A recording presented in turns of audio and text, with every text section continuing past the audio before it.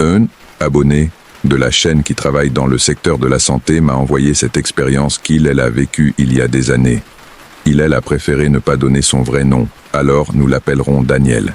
Si toi aussi tu as travaillé en horaire de nuit dans des hôpitaux, des cliniques ou des maisons de retraite, tu sais probablement que ces endroits ont une énergie différente lorsque la nuit tombe. Si tu as vu ou ressenti des choses que tu ne peux pas expliquer dans ton travail, surtout dans des lieux où la mort est fréquente, raconte-le-moi dans les commentaires. Ces histoires me semblent toujours les plus inquiétantes parce qu'elles viennent de personnes qui ne croient pas au paranormal jusqu'à ce qu'elles le vivent. Voici ce que Daniel a expérimenté pendant 3 mois en travaillant comme infirmier de nuit dans un hôpital pour enfants. Je suis diplômé en soins infirmiers avec la conviction d'aider les enfants. Je m'entendais toujours bien avec eux, j'avais la patience que le travail exigeait et je sentais que je pouvais faire une réelle différence dans leur vie pendant les moments les plus difficiles. Alors, quand on m'a offert un poste à l'hôpital pour enfants San Rafael, je l'ai accepté sans hésiter. L'hôpital était vieux. Construit dans les années 50, il avait été partiellement rénové, mais la structure originale subsistait.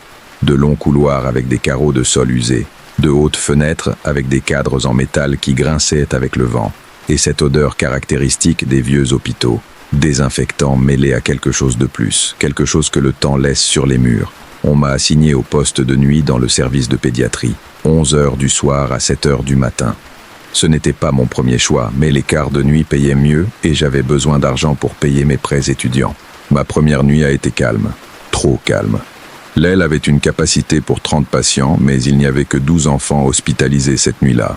La plupart dormaient profondément, sédatés ou simplement épuisés par leur traitement. Je parcourais les couloirs toutes les heures, vérifiant les moniteurs, ajustant les perfusions, m'assurant que tous étaient stables. L'infirmière qui m'a formé cette première semaine s'appelait Rosa. Elle avait presque 60 ans et travaillait dans cet hôpital depuis son inauguration. Elle était professionnelle, efficace, mais il y avait quelque chose en elle, une tension, comme si elle était constamment en alerte. « Il y a des règles pour le service de nuit », m'a-t-elle dit lors de ma 2e nuit. Non écrites, mais importantes. « Quel genre de règles ?» demandai-je, pensant qu'elle parlerait de procédures médicales. « Ne jamais laisser seule la chambre 307. Si un patient y est, vérifiez-le plus fréquemment que d'habitude. Toutes les demi-heures, si possible. » Pourquoi ?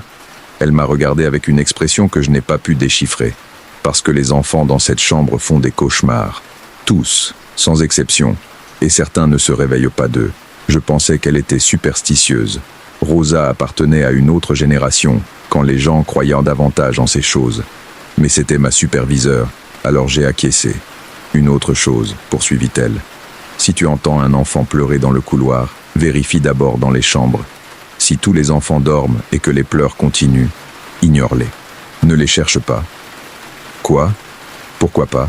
Parce que tu ne trouveras pas un enfant. Et ce que tu trouveras, il vaut mieux le laisser en paix. Je ris nerveusement. Tu plaisantes, n'est-ce pas ? Elle ne sourit pas. J'espère que je plaisantais, Daniel. Je travaille ici depuis 32 ans. J'ai vu des choses. J'ai appris qu'il y a des patients vivants et il y en a d'autres. Et pendant la nuit, il est parfois difficile de faire la différence. Je n'ai pas su quoi répondre à cela. La 3e nuit, j'ai travaillé seul pour la première fois. Rosa avait son jour de congé. J'étais nerveux, non pas à cause de ces avertissements étranges, mais simplement parce que c'était ma première nuit sans supervision directe. Tout s'est bien passé jusqu'à 2 heures du matin. J'étais à la station de soins infirmiers, en train de mettre à jour les dossiers sur l'ordinateur, quand j'ai entendu des pleurs. C'était doux, étouffé, comme si cela venait de loin. Un petit enfant. Pas plus de 4 ou 5 ans, d'après le ton. Je me suis levé immédiatement. J'ai vérifié le panneau de surveillance qui montrait quelle chambre avait des patients. Ensuite, j'ai parcouru le couloir, vérifiant chaque chambre une par une. Tous les enfants dormaient. Profondément. Certains avec des moniteurs cardiaques affichant des rythmes stables et calmes. Aucun ne pleurait, mais les pleurs continuaient. Ils venaient du couloir, plus précisément du bout du couloir, où se trouvait la chambre 307. Je me suis rappelé les mots de Rosa. Si tous les enfants sont endormis et que les pleurs continuent, ignore-les. Mais je ne pouvais pas faire ça. J'étais infirmier. Si un enfant pleurait, il fallait l'aider. C'était mon travail. Je suis allé jusqu'au bout du couloir. Les pleurs devenaient plus clairs, plus désespérés. comme si quelqu'un avait peur, perdu, dans le besoin.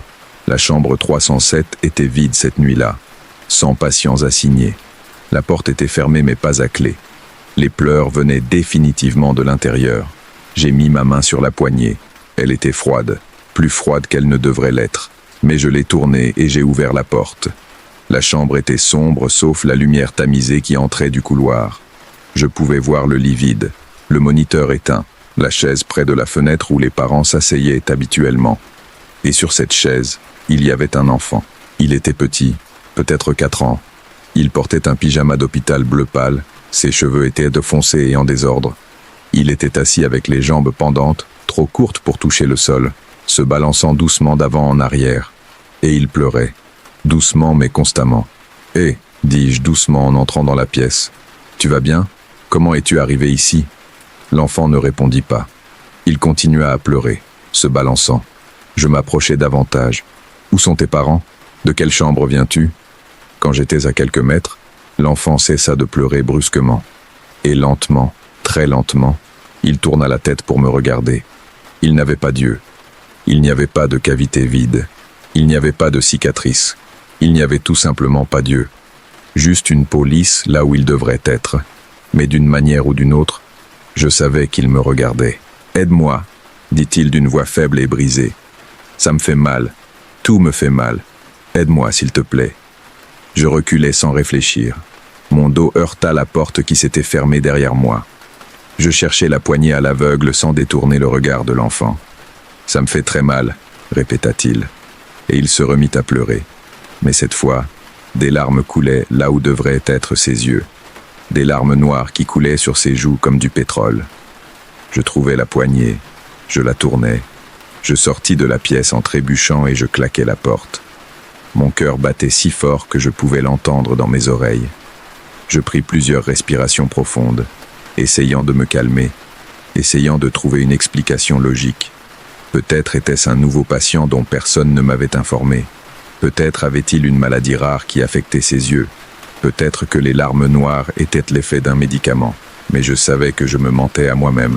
Je suis retourné en courant à la station d'infirmerie et j'ai vérifié tous les dossiers. Il n'y avait aucun patient de 4 ans hospitalisé dans tout le couloir. Aucun. Je regardais le couloir, vers la porte fermée de la chambre 307.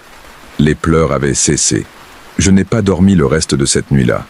Je suis resté à la station d'infirmerie, faisant des rondes toutes les 20 minutes mais évitant de m'approcher trop de la 307.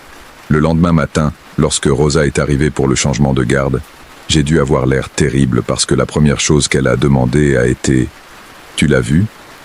Cela n'avait pas de sens de mentir. Il y avait un garçon, dans la 307, mais il n'avait pas les yeux, a-t-elle terminé.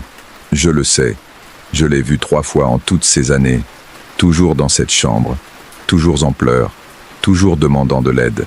Qui est-ce ? Rosa a soupiré et s'est servi du café avant de répondre. Il y a 30 ans, avant l'introduction des nouvelles réglementations de sécurité, il y a eu un incendie dans cet hôpital. C'était la nuit. Un court-circuit dans le service de pédiatrie. Il s'est propagé rapidement. Nous avons évacué la majorité des enfants, mais il y en avait un enfant dans la chambre 307. Il avait 4 ans. Il était en traitement pour un cancer. Très faible. Il ne pouvait pas marcher sans aide.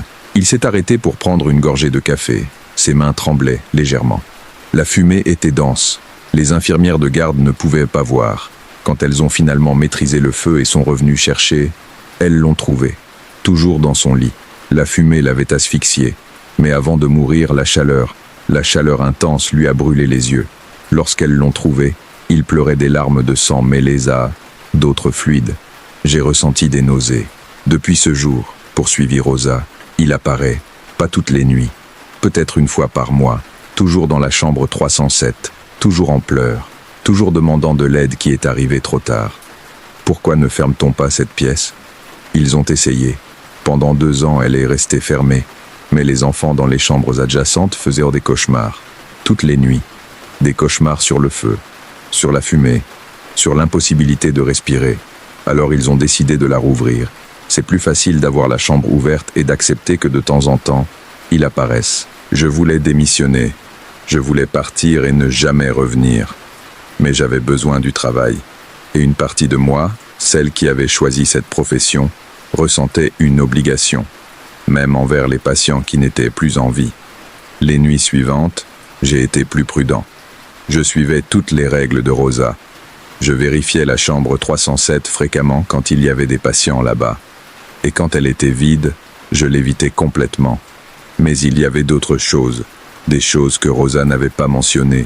Parfois, quand je marchais dans le couloir sombre à 3 heures du matin, j'entendais des pas derrière moi, petits, légers, des pas d'enfant. Mais quand je me retournais, il n'y avait personne. D'autres fois, les lumières clignotaient en séquence, comme si quelque chose d'invisible marchait dans le couloir, faisant faiblir chaque lumière brièvement à son passage. Et il y avait des moments où je ressentais une présence. Quelqu'un juste derrière mon épaule, si près que je pouvais sentir sa respiration. Mais quand je regardais, il n'y avait personne. Un jour, j'ai demandé à Rosa s'il y avait d'autres patients comme le garçon de la chambre 307. Elle m'a regardé pendant longtemps avant de répondre. Daniel, cet hôpital a presque 70 ans. Pendant tout ce temps, des centaines d'enfants y sont morts. La plupart trouvent la paix. Ils partent. Mais certains restent. Ceux qui sont morts effrayés. Ceux qui sont morts seuls. Ceux qui sont morts sans comprendre ce qui leur arrivait. Ceux-là restent. Combien ? Murmurai-je. Je ne le sais pas exactement. Mais dans cette aile, pendant la nuit, nous ne sommes jamais vraiment seuls. Il y en a au moins 5 dont je suis sûr qu'ils restent.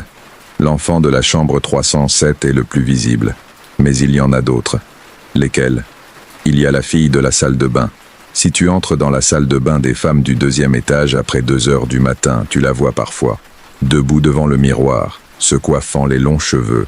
Si tu la regardes directement, elle disparaît. Mais si tu l'ignores et que tu utilises la salle de bain normalement, elle reste là, à se brosser, à se brosser. Elle ne finit jamais.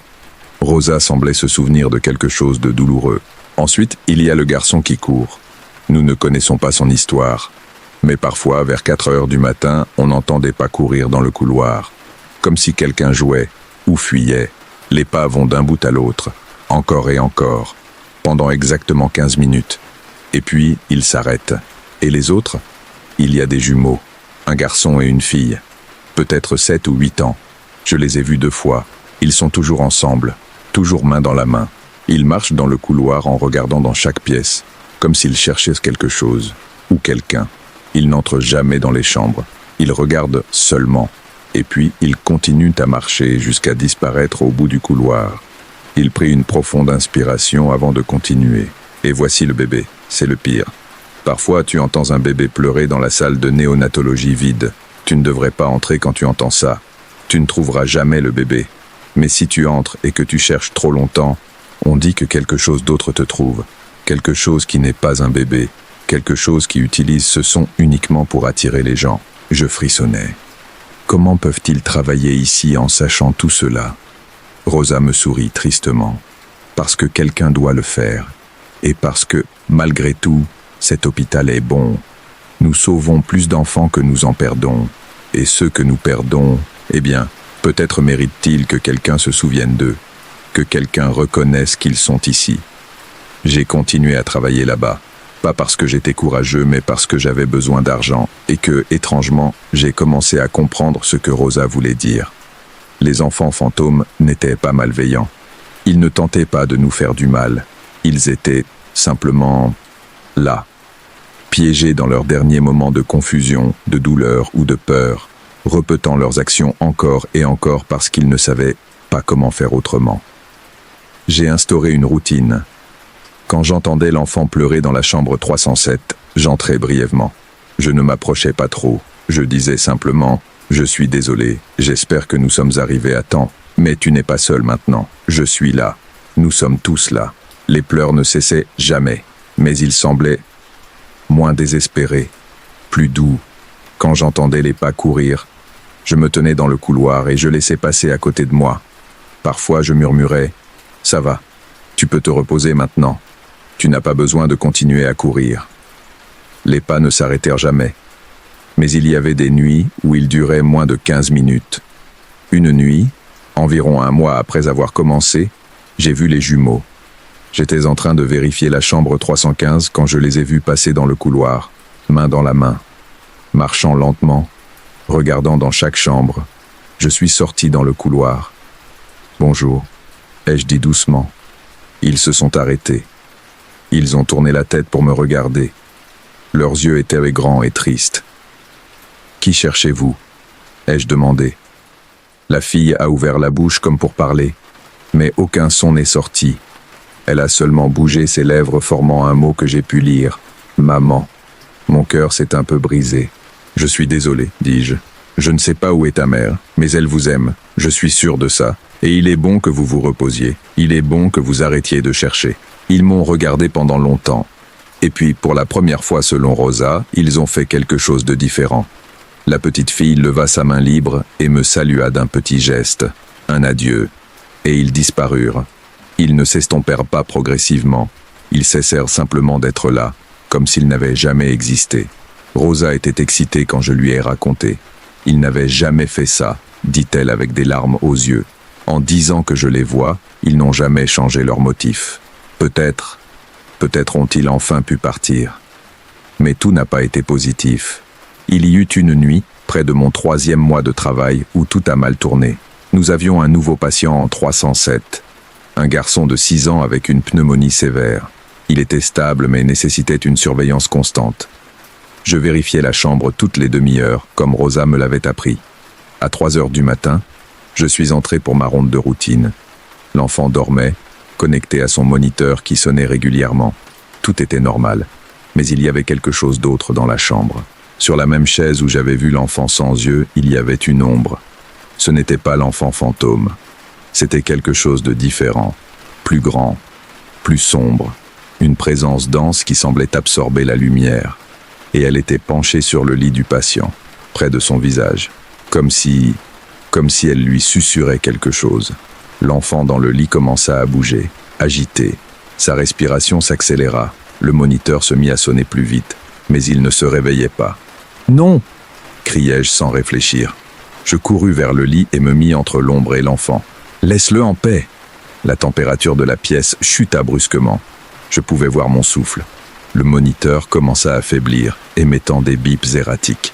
L'ombre se leva. Elle grandit. Elle s'étendit jusqu'à remplir le coin de la pièce. Et je ressentis quelque chose. Une malveillance, une intention. Pas comme la tristesse des enfants fantômes. C'était autre chose. Quelque chose de vorace. Quelque chose qui se nourrissait, cherchant désespérément quelque chose à faire. Et je me suis souvenu des mots de Rosa. « C'est un bon hôpital. Nous sauvons plus d'enfants que nous en perdons. Tu ne peux pas l'emmener, dis-je, ma voix tremblante mais ferme. Cet enfant va vivre, il va guérir, il va sortir d'ici. Ce n'est pas ton tour, ce n'est pas ton tour. » L'ombre a pulsé, la pièce a vibré, et alors j'ai entendu des voix, plusieurs voix d'enfants chuchotant à l'unisson. Ce n'est pas son tour, ce n'est pas son tour, ce n'est pas son tour. Les enfants fantômes, tous, ils étaient là. Je ne pouvais pas les voir clairement, mais je pouvais sentir leur présence. 5, 10, peut-être plus. Tous rassemblés, tous répétant les mêmes mots. L'ombre s'est contractée. Elle est devenue plus petite. Et avec un son comme de l'air s'échappant d'un ballon, elle a disparu. La température est revenue à la normale. Le moniteur s'est stabilisé. Et l'enfant dans le lit a poussé un profond soupir et s'est plongé dans un sommeil paisible. Je me laissais tomber sur la chaise, tremblant. Je pouvais sentir la présence des enfants fantômes encore là, m'entourant, me protégeant. « Merci », murmurait. Il n'y eut pas de réponse audible. Mais je ressentis quelque chose, une chaleur, une acceptation. Et puis ils partirent aussi. Le lendemain matin, lorsque Rosa arriva et que je lui racontais ce qui s'était passé, elle pâlit. « Cette ombre, dit-elle. Je l'ai vue avant, rarement. Elle vient quand un enfant est très faible, très proche. Elle essaie d'accélérer le processus, de les emporter avant l'heure. Je n'avais jamais vu d'autres fantômes les défendre ainsi. Qu'est-ce que cette chose? Je ne sais pas. Quelque chose qui vit dans les hôpitaux, qui se nourrit de la mort, surtout de la mort prématurée. Quelque chose qui n'est pas humain et ne l'a jamais été. » Je regardais vers la chambre 307. L'enfant était maintenant réveillé, prenant son petit déjeuner, riant avec sa mère qui était arrivée tôt. Il vivrait. L'ombre ne l'avait pas emporté. J'ai travaillé dans cet hôpital pendant 3 mois supplémentaires. Pendant ce temps, j'ai appris les schémas, les horaires, les emplacements. Je savais quand attendre quoi. Le garçon de la chambre 307 pleurait tous les 12 jours, toujours vers 2 heures du matin. Les pas courants avaient lieu les mardis et jeudis à 4 heures. La fille du miroir apparaissait chaque nuit, constante et silencieuse. Les jumeaux, je ne les ai jamais revus après cette nuit-là. Rosa pensait qu'ils avaient finalement trouvé la paix. Je voulais le croire. Et l'ombre est apparue 2 fois de plus.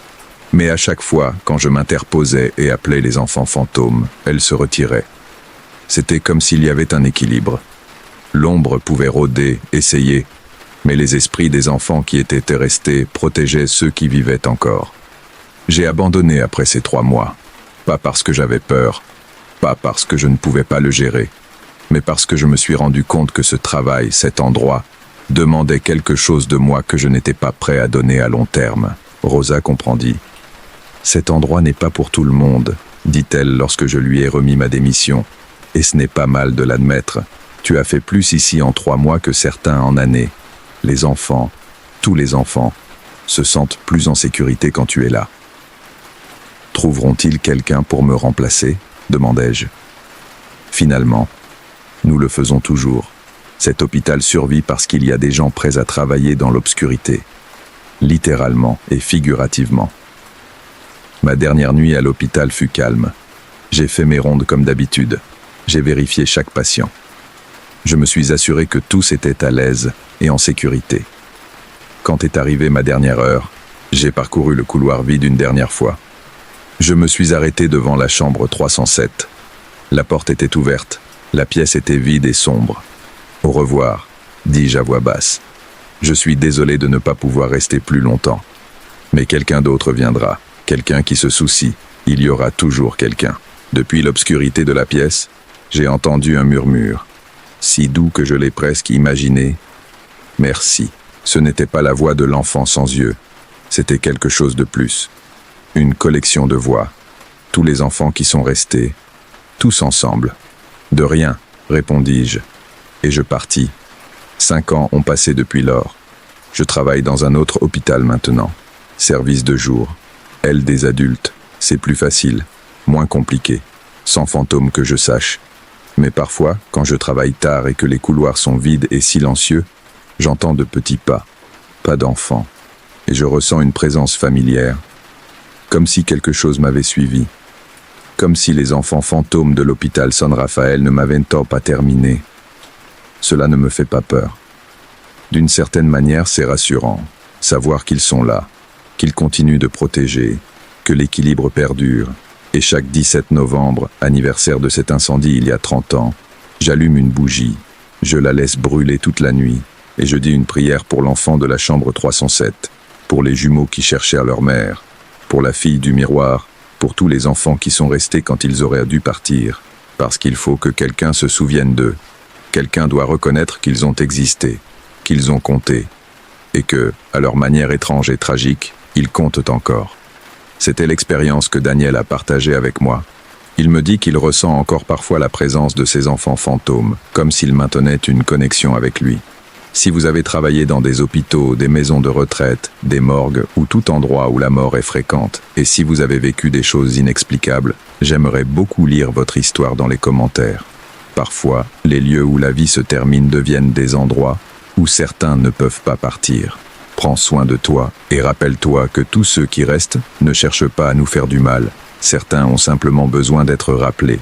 On se retrouve dans la prochaine histoire.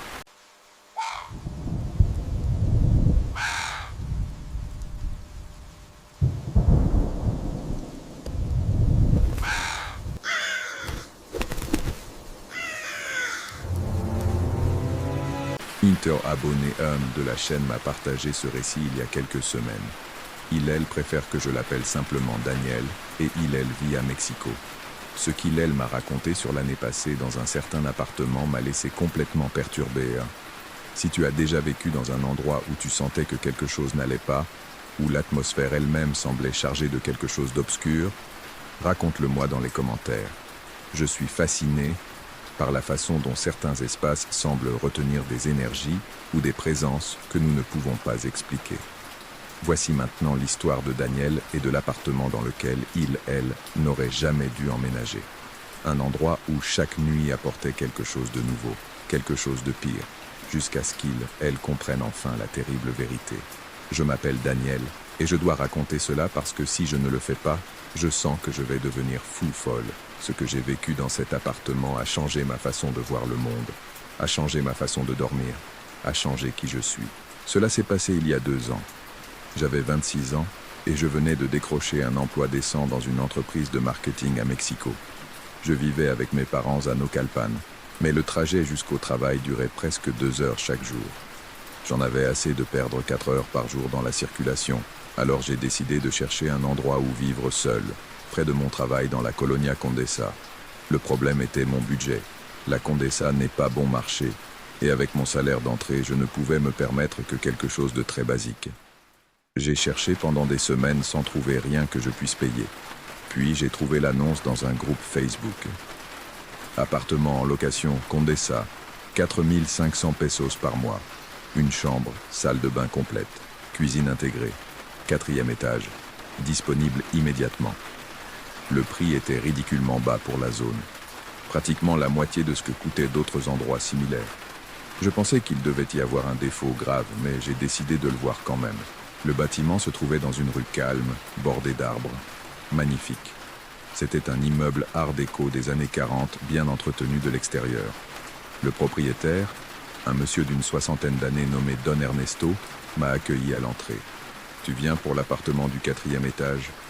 a-t-il demandé avec une expression étrange. Ce n'était pas exactement désagréable, mais il y avait quelque chose dans ses yeux. Une mise en garde silencieuse que je n'ai pas su lire à ce moment-là. « Oui, monsieur. J'ai vu l'annonce. Suivez-moi. » Nous montâmes les escaliers. L'immeuble était calme. J'entendais la télévision dans certains appartements, des enfants jouant dans d'autres. Normal, ordinaire. Mais quand nous sommes arrivés au 4e étage, l'atmosphère a changé. Je ne sais pas comment l'expliquer. L'air semblait plus lourd, plus froid. Le couloir était plus sombre que les autres, bien qu'il ait les mêmes fenêtres. Il y avait 4 portes à cet étage. Don Ernesto s'est dirigé vers la dernière, celle du fond. Appartement 4D. C'est ici, dit-il, en sortant les clés. Les autres appartements de cet étage sont-ils occupés ? Ai-je demandé. Non, ils sont vides. Pour l'instant. Il a ouvert la porte. L'appartement était petit, mais fonctionnel.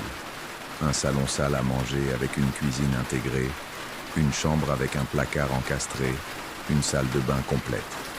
Il était meublé de façon basique. Un lit, un vieux canapé, une petite table, quelques étagères. Les murs étaient peints en blanc, bien que la peinture semble usée à certains endroits. J'avais une grande fenêtre dans le salon donnant sur la rue, avec une bonne lumière naturelle. La chambre avait une fenêtre plus petite, donnant sur une cour intérieure. « Pourquoi c'est si bon marché ?» ai-je demandé directement. Don Ernesto a soupiré. « Je vais être honnête avec toi parce que tu as l'air d'un bon garçon. Cet appartement a eu des problèmes pour garder des locataires. Les gens déménagent rapidement. 1 mois, 2 mois au maximum. Ils disent qu'ils entendent des choses, qu'ils se sentent mal à l'aise. Quel genre de choses entendent-ils ? Des bruits, des pas, des voix, les plaintes habituelles. Je n'ai jamais rien expérimenté et je suis souvent entré pour faire des réparations. Je pense que ce n'est que l'imagination des gens. Ou les vieilles tuyaux. Cet immeuble a 80 ans. Il fait du bruit. Mais les gens ont peur facilement. J'aurais dû partir à ce moment-là. J'aurais dû écouter l'avertissement. Mais j'étais sceptique. Je ne croyais pas aux fantômes. Et j'avais désespérément besoin d'un endroit près du travail que je pouvais me permettre. Y a-t-il autre chose que je devrais savoir ? ai-je demandé. Don Ernesto hésita. Il y a de nombreuses années, dans les années 60, il y a eu un incident dans cet appartement. Un homme a tué sa femme ici, et puis il s'est suicidé. Mais cela remonte à plus de 50 ans. Je ne pense pas que cela ait de pertinence aujourd'hui. Un meurtre-suicide, bien sûr. Typique des appartements bon marché avec des histoires. Mais j'étais jeune, arrogant, rationnel. On n'allait pas m'effrayer avec de vieilles histoires. Je prends, ai-je dit. Don Ernesto acquiesça, bien que j'ai vu un éclat de quelque chose dans ses yeux. De la peine ? De l'inquiétude? Très bien. J'ai besoin d'un mois de dépôt et du premier mois à payer d'avance. Pas de contrat à long terme, mois par mois. Tu peux partir quand tu veux. Nous avons signé l'accord le jour même. J'ai déménagé une semaine plus tard. Les 3 premiers jours ont été complètement normaux. J'ai installé mes vêtements, mes affaires. J'ai fait de l'appartement mon chez-moi. J'ai bien dormi.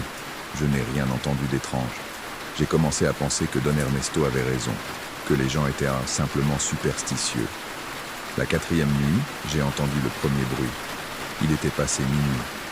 J'étais au lit, presque endormi, quand j'ai entendu quelque chose venant du salon. Comme si quelqu'un traînait quelque chose de lourd sur le sol. Un son râpeux, lent.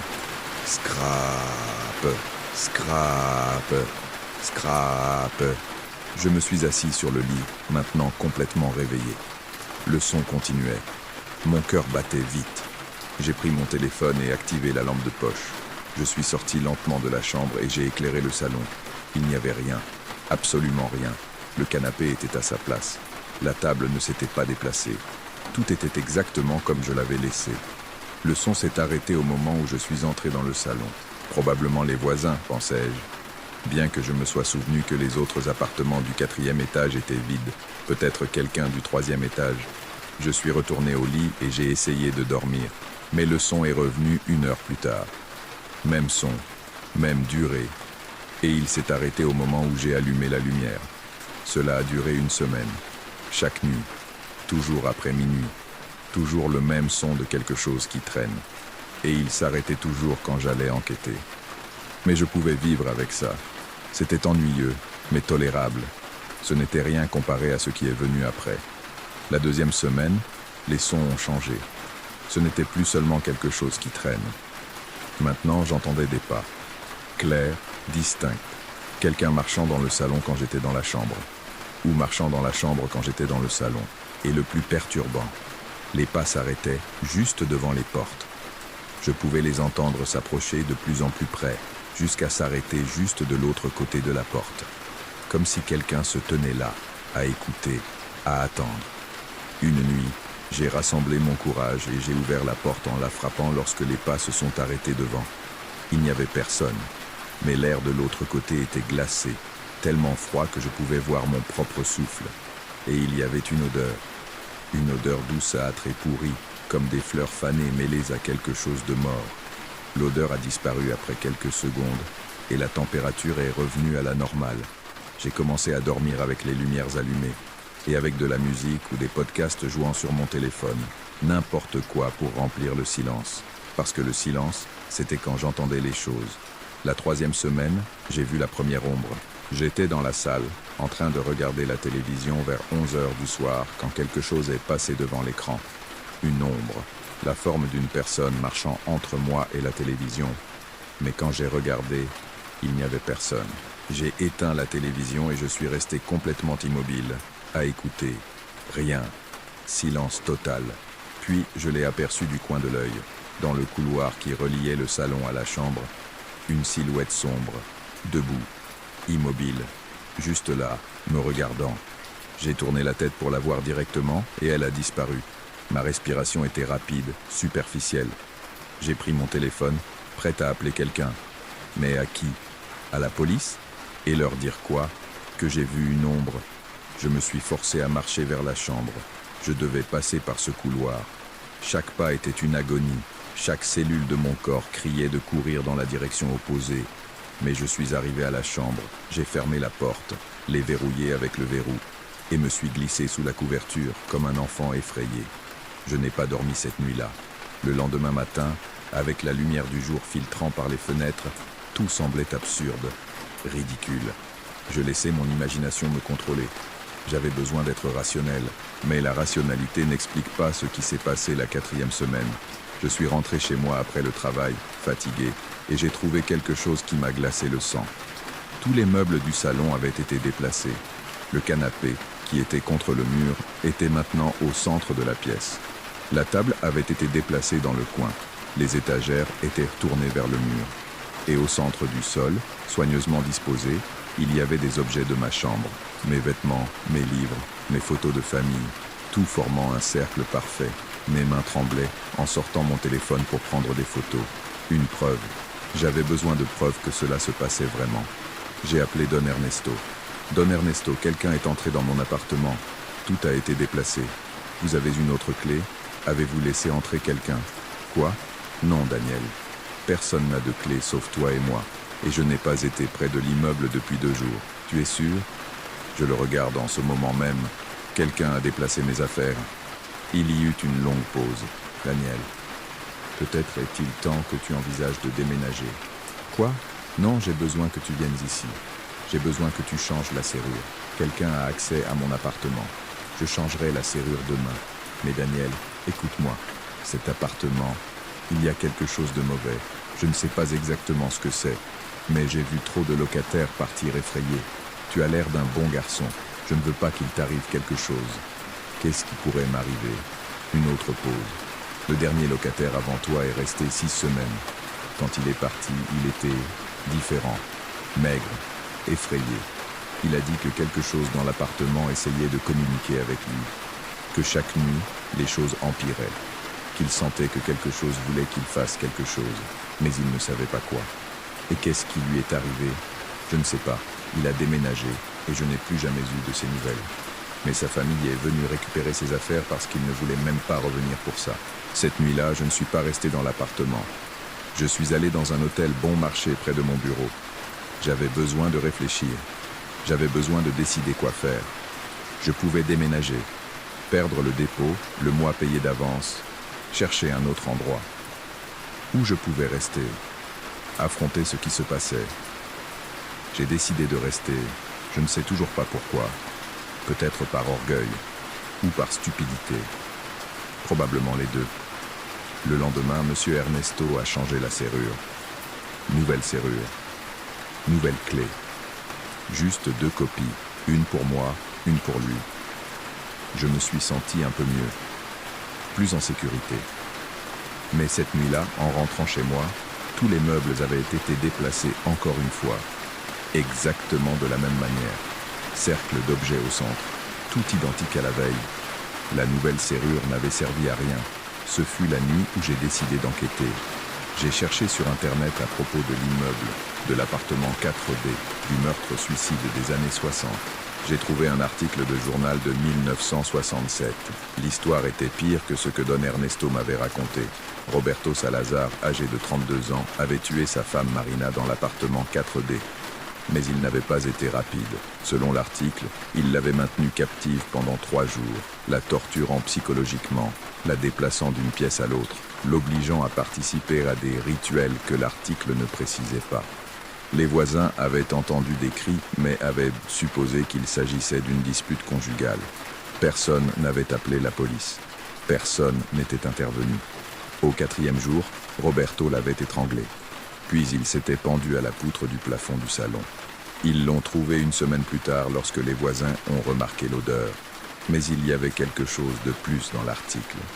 Un détail qui m'a fait vomir. Roberto avait laissé une note. Une seule ligne écrite avec son propre sang sur le mur de la pièce. Maintenant je comprends. Maintenant je suis libre. Ceux qui viendront après comprendront aussi. Que signifia cela? Comprendre quoi? Ce soir-là, j'ai décidé de rester éveillé. Complètement éveillé. Je voulais voir ce qui se passait. Je voulais affronter ce qu'il y avait dans cet appartement. Je me suis assis sur le canapé avec toutes les lumières allumées. Un café dans une main, mon téléphone enregistrant une vidéo dans l'autre. Minuit est passé sans incident. 1 heure du matin. 2 heures. À 3 heures du matin, les lumières ont commencé à clignoter. Allumées. Éteintes. Allumées. Éteintes. Et puis, elles se sont toutes éteintes en même temps. Obscurité totale. Mon téléphone est mort. Alors qu'il avait une batterie pleine, il s'est simplement éteint. Et dans l'obscurité, j'ai entendu une voix. Elle ne venait d'aucune direction précise. C'était comme si elle venait de partout en même temps, ou de l'intérieur de ma propre tête. C'était une voix masculine, tranquille, presque amicale. Enfin, tu es prêt à écouter? Je n'ai pas répondu. Je ne pouvais pas. Ma gorge était fermée par la peur. Je sais que tu as des questions. Je sais que tu as peur. Tout le monde a peur au début. Mais la peur passe. Et puis vient la compréhension. Qu'es-tu? Ai-je réussi à demander d'une voix tremblante. J'étais Roberto, avant. Mais maintenant je suis plus que ça. Maintenant je fais partie de cet endroit, partie de ces murs, partie de sa mémoire. Que veux-tu de moi? Je veux que tu comprennes ce que j'ai compris. Je veux que tu vois ce que j'ai vu. Il y a des choses au-delà du voile, des choses que la majorité ne verra jamais. Mais cet endroit, cet appartement, est mince ici. Le voile est mince, et tu peux voir à travers. Je ne veux rien voir. Je veux juste que tu me laisses en paix. Un rire, doux, presque triste. Ce n'est pas comme ça que ça marche. Tu as déjà commencé à voir les ombres, les sons, les mouvements. Chaque nuit, tu verras plus. Chaque nuit, le voile deviendra plus mince. Jusqu'à ce qu'enfin, une nuit, tu le traverses complètement. Et alors tu comprendras, comme j'ai compris. Qu'as-tu fait à ta femme? Je lui ai montré la vérité. Elle ne voulait pas la voir, elle s'est battue. Elle a crié. Mais à la fin, juste avant la fin, elle aussi l'a vu. J'ai vu dans ses yeux qu'elle avait enfin compris. Et j'ai ressenti la paix en sachant qu'elle ne mourrait pas dans l'ignorance. Tu es malade, tu es un monstre. Je suis un messager, et tu seras le prochain. Où tu partiras et passeras le reste de ta vie à te demander ce qu'il y avait de l'autre côté. Le choix t'appartient. Les lumières se sont allumées brusquement. L'appartement était exactement comme avant. Mon téléphone s'est mis à vibrer, affichant 3h33 du matin. Je me suis levé du canapé, j'ai pris mon ordinateur portable, mon téléphone, mon portefeuille et mes clés. Je n'ai rien emballé d'autre. Je suis simplement sorti.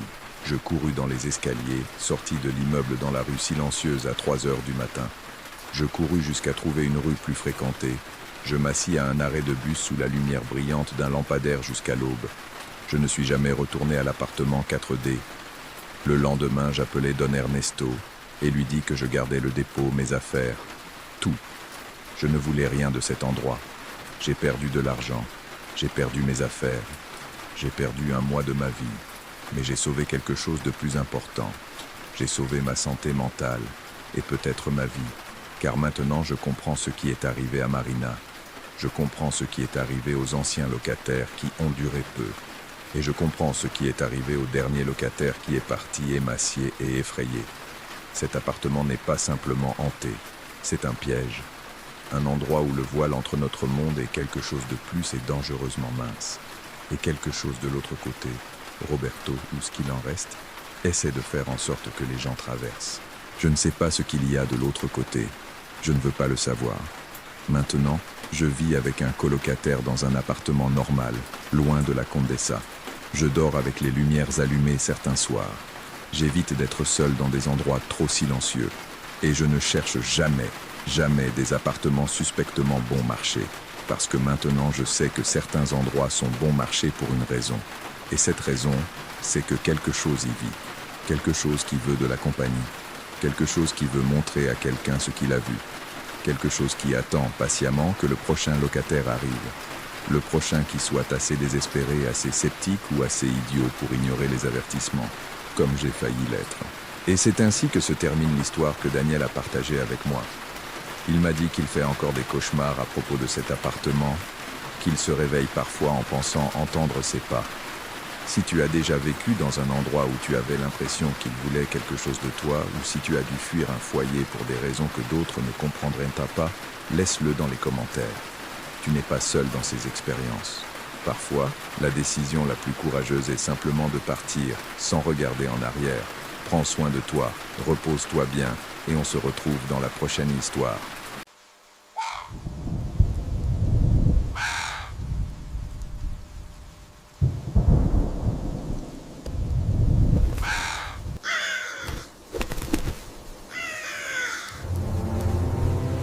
J'ai reçu ce témoignage d'une auditrice nommée Carolina, qui vit dans un petit village près de Guadalajara. Ce qu'elle m'a raconté sur son expérience lorsqu'elle était enfant m'a laissé pensif pendant des jours. Si tu as déjà vécu quelque chose d'inexplicable dans ton enfance, quelque chose qui te poursuit encore aujourd'hui, j'aimerais beaucoup que tu le partages dans les commentaires. Parfois, Ces souvenirs nous accompagnent toute notre vie en cherchant à être racontés.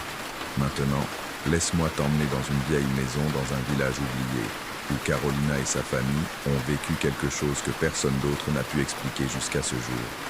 Je m'appelle Carolina et j'ai 34 ans.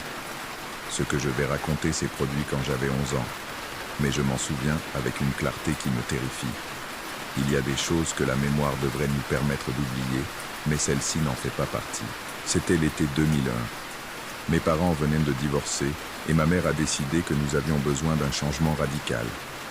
Elle a vendu notre appartement à Guadalajara et, avec cet argent et ses économies, elle a acheté une vieille maison dans un village appelé San Isidro, à environ 2 heures de la ville.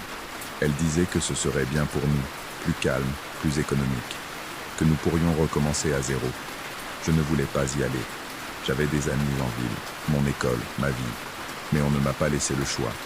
Ainsi, fin juillet, ma mère, mon petit frère Thomas, qui avait alors 8 ans, et moi avons déménagé à San Isidro.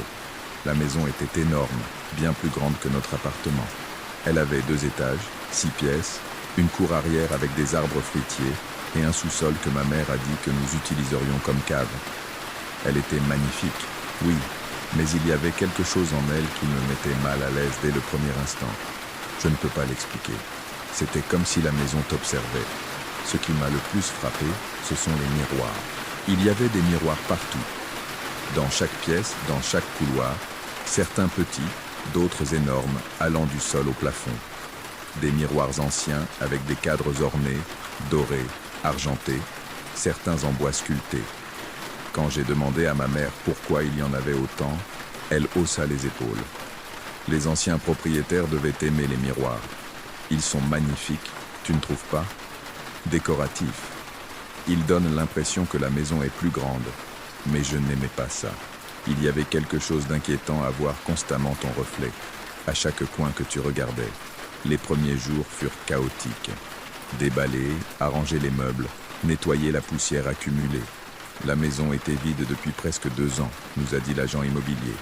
Les anciens propriétaires étaient départis brusquement, mais il n'a pas donné plus de détails. Ma chambre était au 2e étage, au bout du couloir. Elle était spacieuse, avec une grande fenêtre donnant sur la cour arrière. Et, bien sûr, elle avait un miroir. Un vieux miroir à cadre doré qui couvrait presque tout le mur en face de mon lit. J'ai demandé à ma mère de l'enlever. « Pourquoi ? Il est magnifique, dit-elle. Je n'aime pas. Ça me fait peur. Carolina, ne sois pas ridicule. Ce n'est qu'un miroir. Mais il est juste en face de mon lit. Je ne veux pas me voir quand je me réveille. » Ma mère a soupiré, fatiguée. « D'accord, nous le couvrirons avec un drap si ça te dérange tant, mais nous ne l'enlèverons pas. Il est fixé au mur et nous risquerions d'endommager le plâtre. » Cette nuit-là, nous avons accroché un drap blanc sur le miroir. Il était complètement couvert. Je me suis senti un peu mieux. La première semaine a été étrangement calme.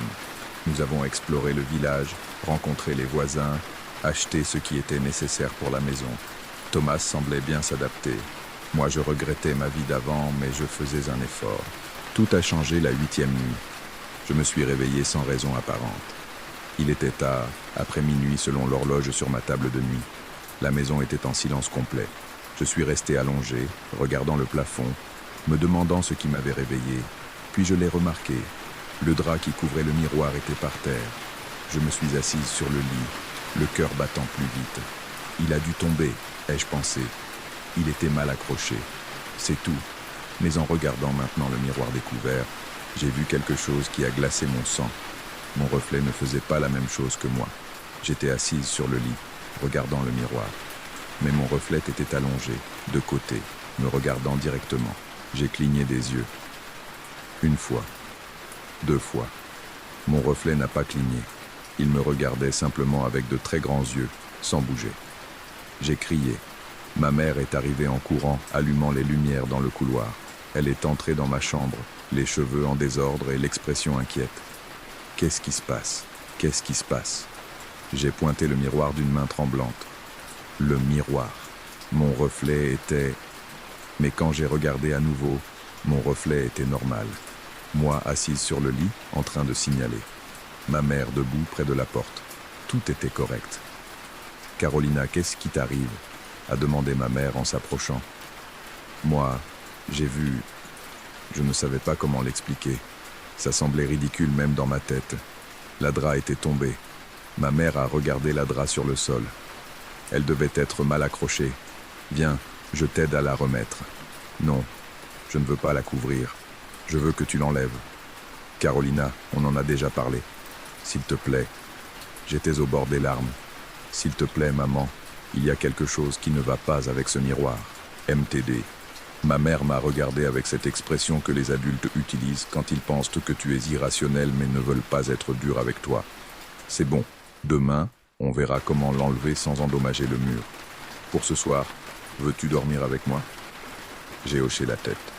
Cette nuit-là, j'ai dormi dans la chambre de ma mère, blotti contre elle comme quand j'étais petite. Le lendemain matin, ma mère a essayé d'enlever le miroir. Mais il s'est avéré qu'il était collé au mur avec une sorte de colle industrielle. Nous avons même appelé un voisin qui travaillait dans la construction pour nous aider. Après 1 heure d'essai, il nous a dit que la seule façon de l'enlever serait de le casser, et cela pourrait être dangereux en plus d'apporter de la malchance selon lui. Sont 7 ans de malchance si tu as brisé un miroir, dit-il, mi-ironique, mi-sérieux. Ma mère a décidé de le laisser, mais elle m'a changé de chambre. Je suis déménagé dans une plus petite de l'autre côté du couloir. Cette chambre n'avait qu'un petit miroir au-dessus de la coiffeuse, facile à couvrir. Je pensais que cela résoudrait le problème, mais cela l'a simplement empiré. Parce que même si je n'étais plus dans la chambre avec le grand miroir, la chambre était toujours là, de l'autre côté du couloir.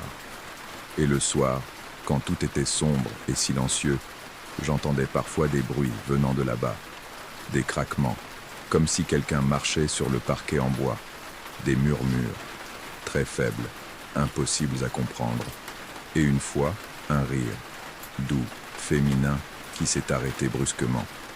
Je n'ai rien dit à ma mère. Je savais qu'elle ne me croirait pas, mais Thomas m'a cru. Un après-midi, 2 semaines après notre déménagement, Thomas est venu dans ma chambre. Il avait l'air effrayé. « Caro, je peux te raconter quelque chose de bizarre. » « Bien sûr. Que se passe-t-il » Il s'est assis sur mon lit, enroulé autour de ses genoux. Parfois, je vois des choses dans les miroirs. Ma peau s'est hérissée. Quel genre de choses? Des personnes qui ne devraient pas être là. Comme hier, j'étais dans le salon en train de jouer à des jeux vidéo et j'ai regardé le grand miroir au-dessus de la cheminée. J'ai vu une fille debout derrière le canapé, mais quand je me suis retourné, il n'y avait personne. À quoi ressemblait-elle? Je ne sais pas. Tout est allé très vite. Elle avait de longs cheveux foncés et une robe blanche. Mais quand j'ai regardé à nouveau dans le miroir, elle n'était plus là. Tu l'as dit à maman? Il secoua la tête. Elle ne va pas me croire. Elle dira que c'est mon imagination. Il avait raison. Et le pire, c'est que je savais que ce n'était pas son imagination. Parce que moi aussi j'avais commencé à voir des choses. Des ombres qui bougeaient dans les reflets quand personne d'autre n'était prêt. Des figures floues dans les coins des miroirs qui disparaissaient quand on les regardait directement. Et des visages. Juste une seconde, une fraction de seconde. Un visage qui n'était pas le tien te regardant depuis le cristal. J'ai dit à Thomas que nous devions être prudents, que nous ne devrions pas être seuls près des grands miroirs, que si nous voyions quelque chose d'étrange, nous ne devrions pas le regarder fixement. Pourquoi pas? A-t-il demandé. Je ne sais pas. Je ressens juste que c'est ce qu'il faut faire. Mais je n'ai pas suivi mon propre conseil. C'était une nuit de vendredi, 3 semaines après notre déménagement. Ma mère était sortie dîner avec de nouvelles amies du village. Thomas et moi étions seuls. Il s'était endormi tôt après avoir regardé un film. J'étais dans le salon, lisant un livre, essayant d'ignorer les miroirs qui m'entouraient. Alors j'ai entendu le piano. La maison avait un vieux piano dans ce que ma mère appelait la salle de musique. Une petite pièce au premier étage que nous n'avions pas encore entièrement meublée. Le piano était venu avec la maison, désaccordé et couvert de poussière. Les notes étaient simples, répétitives, comme si quelqu'un appuyait sur les mêmes touches encore et encore. Pling, pling, pling. Je me suis levé et j'ai marché vers la salle de musique. La porte était entr'ouverte. Je l'ai poussée doucement et j'ai regardé à l'intérieur. Personne ne jouait du piano. Les touches bougeaient toutes seules, s'enfonçant et se relevant, produisant ces notes monotones. Pling, pling, Chaplin. J'aurais dû partir. J'aurais dû courir, prendre Thomas et quitter la maison. Mais la curiosité, ou peut-être quelque chose de plus, m'a fait entrer.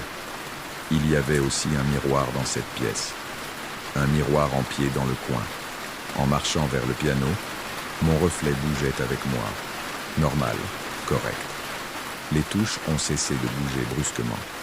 Le silence était assourdissant. Et alors, dans le miroir, j'ai vu quelque chose qui a arrêté mon monde. Il y avait quelqu'un debout derrière moi dans le reflet. Une fille, comme Thomas l'avait décrite. Cheveux longs et noirs. Robe blanche, sale et déchirée. Elle était juste derrière moi, si proche que je pouvais toucher son épaule. Je me suis tourné violemment. Il n'y avait personne derrière moi. J'ai regardé à nouveau dans le miroir. La fille était toujours là, dans le reflet. Maintenant, elle souriait. C'était un sourire horrible, trop large, trop étendu pour son visage. Et alors, elle a parlé, pas à voix haute. Ses lèvres bougeaient dans le reflet et sa voix résonnait dans ma tête. Je veux jouer. Je reculais, trébuchant sur mes propres pieds. Je tombais au sol. Le miroir était maintenant à quelques mètres, mais je pouvais voir clairement la scène reflétée. La petite fille était agenouillée à côté de moi dans le reflet, approchant son visage du mien. « Pourquoi ne joues-tu pas avec moi? Je suis toute seule depuis si longtemps. Sors d'ici !» criai-je, ma voix se brisant. Tout le monde est parti. Ceux d'avant sont partis. Mais vous êtes restés. Finalement, quelqu'un est resté. Je me suis traîné en arrière, vers la porte. La fille dans le miroir me suivait, bougeant par à-coups, de manière peu naturelle, comme une marionnette. « Ne pars pas. Si tu pars, je vais me fâcher. Tu n'aimeras pas quand je serai en colère. » Je suis arrivé à la porte. Je me suis levé et j'ai couru. J'ai couru vers les escaliers. J'ai monté 2 à 2. Je suis entré dans la chambre de Thomas et j'ai verrouillé la porte. Thomas s'est réveillé en sursaut. « Caro, qu'est-ce qui se passe? Nous devons quitter cette maison, » dis-je en haletant. « Il y a quelque chose de mauvais ici, quelque chose de très mauvais. » Thomas s'est levé du lit, effrayé par mon ton. « Qu'as-tu vu? » Une fille, dans le miroir. Elle m'a parlé. « Thomas, ce n'était pas mon imagination, c'était réel. »« Je te crois, » dit-il rapidement. « Je te crois parce que je l'ai aussi vue plusieurs fois. Pas seulement cette fois. Je la vois presque toutes les nuits dans le miroir de ma chambre. Parfois, elle me regarde simplement. D'autres fois, elle bouge les lèvres comme si elle parlait. Mais je n'entends rien. Nous sommes restés là, dans sa chambre, en attendant que ma mère revienne. Mais les heures passaient et elle n'arrivait pas. J'ai essayé de l'appeler, mais son téléphone était éteint. Vers 2 heures du matin, nous avons entendu un coup, puis un autre, et encore un autre. Il venait du couloir. On aurait dit que quelqu'un frappait aux portes une par une en s'approchant. Bang, bang, bang. Chaque coup plus proche, plus fort. « Il vient par ici », chuchota Thomas, les yeux très ouverts. Bang, bang, bang. La porte de la chambre voisine. Bang, bang, bang. Notre porte. Et puis le silence. Nous avons attendu. 30 secondes. 1 minute. 2 minutes. Rien. Et puis nous avons entendu sa voix. Pas dans nos têtes cette fois. C'était une voix réelle, venant de l'autre côté de la porte. La voix d'une petite fille, chantant. Les bons enfants jouaient avec moi. Les mauvais enfants doivent partir. 1, 2, 3. Qui veut se cacher? 4, 5, 6. Je vais vous trouver. La chanson continua, encore et encore, pendant ce qui sembla des heures. Thomas et moi nous sommes embrassés, tremblants, pleurant en silence. Finalement, nous avons entendu la voiture de ma mère entrer dans le garage. La porte principale s'ouvrant. Ses pas dans les escaliers. La chanson s'est arrêtée immédiatement. Ma mère a frappé à notre porte. « Enfant, pourquoi êtes-vous ensemble? Quelque chose ne va pas ?» J'ai ouvert la porte et je me suis jeté dans ses bras. « Maman, nous devons quitter cette maison. S'il te plaît, nous ne pouvons pas rester ici. » Nous lui avons raconté tout, chaque détail. Au début, elle pensait que nous avions fait des cauchemars partagés, mais quand elle a vu à quel point nous étions terrifiés, à quel point nous étions sérieux, son expression a changé. « Je vais enquêter sur cette maison demain », a-t-elle finalement dit. « Mais pour cette nuit, nous dormirons tous ensemble dans ma chambre, d'accord ?» Nous avons hoché la tête. Le lendemain matin, ma mère est allée aux archives municipales et au journal local pour enquêter sur l'histoire de notre maison. Ce qu'elle a trouvé était troublant. La maison avait été construite en 1920 par une famille riche. En 1952, un couple y vivait avec leur fille unique, une petite fille de 7 ans appelée Lucia. La mère était une femme obsédée par la beauté et l'apparence. Elle a rempli la maison de miroirs pour, selon elle, multiplier la beauté. Mais Lucia est née avec une déformation faciale, une malformation de sa bouche qui lui donnait une apparence perturbante. Sa mère, honteuse, la maintenait enfermée dans la maison. Elle n'allait pas à l'école, elle n'avait pas d'amis. Il n'y avait qu'elle et les miroirs. Les voisins de l'époque rapportaient qu'ils entendaient parfois la petite fille pleurer, supplier qu'on la laisse sortir. Mais sa mère insistait que tout allait bien. Une nuit de 1959, il y eut un incendie dans la cave. Lorsque les pompiers arrivèrent, ils trouvèrent les parents sains et saufs à l'extérieur. Mais Lucia était toujours à l'intérieur, piégée dans sa chambre au 2e étage. Sa mère avait fermé la porte à clé de l'extérieur. Lucia est morte dans cet incendie. Elle n'avait que 14 ans. Les parents ont été enquêtés mais jamais formellement accusés. Ils ont quitté le village et la maison est restée abandonnée pendant des années. Depuis, elle a eu plusieurs propriétaires, mais aucun ne restait plus de quelques mois. Tous rapportaient des choses étranges, des bruits, des apparitions, des voix. Mais les agents immobiliers minimisaient toujours ces rapports, désespérés de vendre la propriété maudite. Quand ma mère nous a raconté cela, j'ai su que nous ne pouvions pas rester. Et à mon soulagement, elle a été d'accord. Nous allons perdre de l'argent, dit-il. Mais cela n'en vaut pas la peine. Ça ne vaut pas la peine de vivre dans la peur chez soi. Cette même semaine, nous avons mis la maison en vente. En attendant, nous sommes allés vivre chez ma grand-mère à Guadalajara. Nous sommes retournés à la maison une seule fois de plus pour récupérer le reste de nos affaires. C'était pendant la journée, avec les lumières allumées et tous les miroirs couverts de draps. Mais pendant que je faisais mes valises dans ma vieille chambre, celle avec le grand miroir que nous n'avons pas pu enlever, j'ai ressenti une présence. Lentement, j'ai levé les yeux vers le drap qui couvrait le miroir. Le drap bougeait, comme s'il y avait une brise, mais il n'y avait pas de fenêtres ouvertes. Et alors j'ai vu une petite protubérance, comme si quelqu'un appuyait de l'autre côté, depuis l'intérieur du miroir. Je suis sorti de cette chambre et je n'y suis jamais retourné. Finalement, après 6 mois, quelqu'un a acheté la maison. Un jeune couple sans enfants. Ma mère a essayé de les avertir, mais ils pensaient que ce n'était que des superstitions. Je ne sais pas ce qui leur est arrivé. Je ne veux pas le savoir. Il s'est passé 23 ans depuis lors. Maintenant, je vis à Monterrey. J'ai ma propre famille, une vie normale. Mais il y a quelque chose que je n'ai jamais pu surmonter. Ma relation avec les miroirs. Je n'en ai aucun chez moi. Pas un seul. Mon mari pense que c'est une excentricité. Mes enfants se plaignent parfois. Mais moi, je ne peux pas. Je ne peux tout simplement pas avoir de miroir autour de moi. Parce que parfois, quand je passe devant une fenêtre la nuit et que je vois mon reflet, ou quand j'entre dans une salle de bain publique avec de grands miroirs, je vois quelque chose du coin de l'œil. Une petite fille aux cheveux sombres et vêtue de blanc, debout juste derrière moi, souriant. Et même si je sais que lorsque je me tournerai, il n'y aura personne là, cette image me hante. Elle me hantera toujours, parce que Lucia ne voulait pas que nous partions. Et je pense qu'une partie d'elle ne m'a jamais laissé partir. C'était l'expérience que Carolina a vécue il y a plus de 2 décennies. Elle m'a dit que l'écrire a été cathartique, que peut-être la partager aiderait d'autres personnes qui ont vécu quelque chose de similaire à se sentir moins seules. Si toi aussi tu as une histoire sur des maisons hantées, des miroirs, ou toute expérience paranormale qui t'a marqué, laisse-la moi dans les commentaires.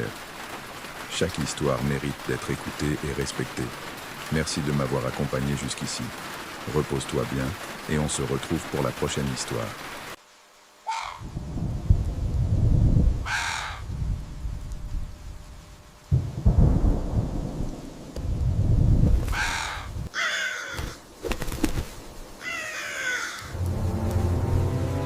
Cette histoire m'a été envoyée par Laura, une abonnée d'Espagne qui a eu une expérience très étrange il y a 3 ans alors qu'elle voyageait sur la route. Si jamais vous vous êtes perdu sur une route et que vous avez fini dans un endroit qui n'apparaît sur aucune carte, ou si vous avez vécu quelque chose qui vous a fait remettre en question la réalité elle-même, partagez-le dans les commentaires. J'adore lire ces expériences de lieux impossibles. Ce que Laura a vécu pendant 24 heures dans un village qui techniquement ne devrait pas exister l'a changé pour toujours, et encore aujourd'hui, elle n'est pas sûre de ce qu'elle a exactement expérimenté. Je m'appelle Laura, j'ai 37 ans et je suis photographe freelance. Je vis à Madrid, mais mon travail me conduit constamment dans différentes parties de l'Espagne à photographier des paysages pour des magazines de voyage et de tourisme. Ce que je vais raconter s'est produit il y a 3 ans, en octobre 2020, lors d'un voyage de travail en Estrémadure. J'avais photographié des dehesas et des villages médiévaux pendant une semaine. C'était mon dernier jour avant de retourner à Madrid. J'avais terminé tôt et j'ai décidé de prendre une route secondaire pour le retour.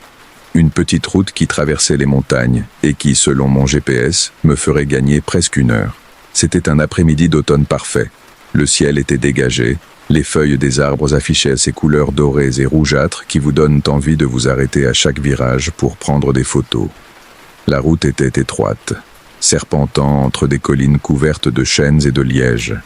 Je conduisais sur cette route depuis environ 40 minutes lorsque mon GPS a commencé à devenir fou.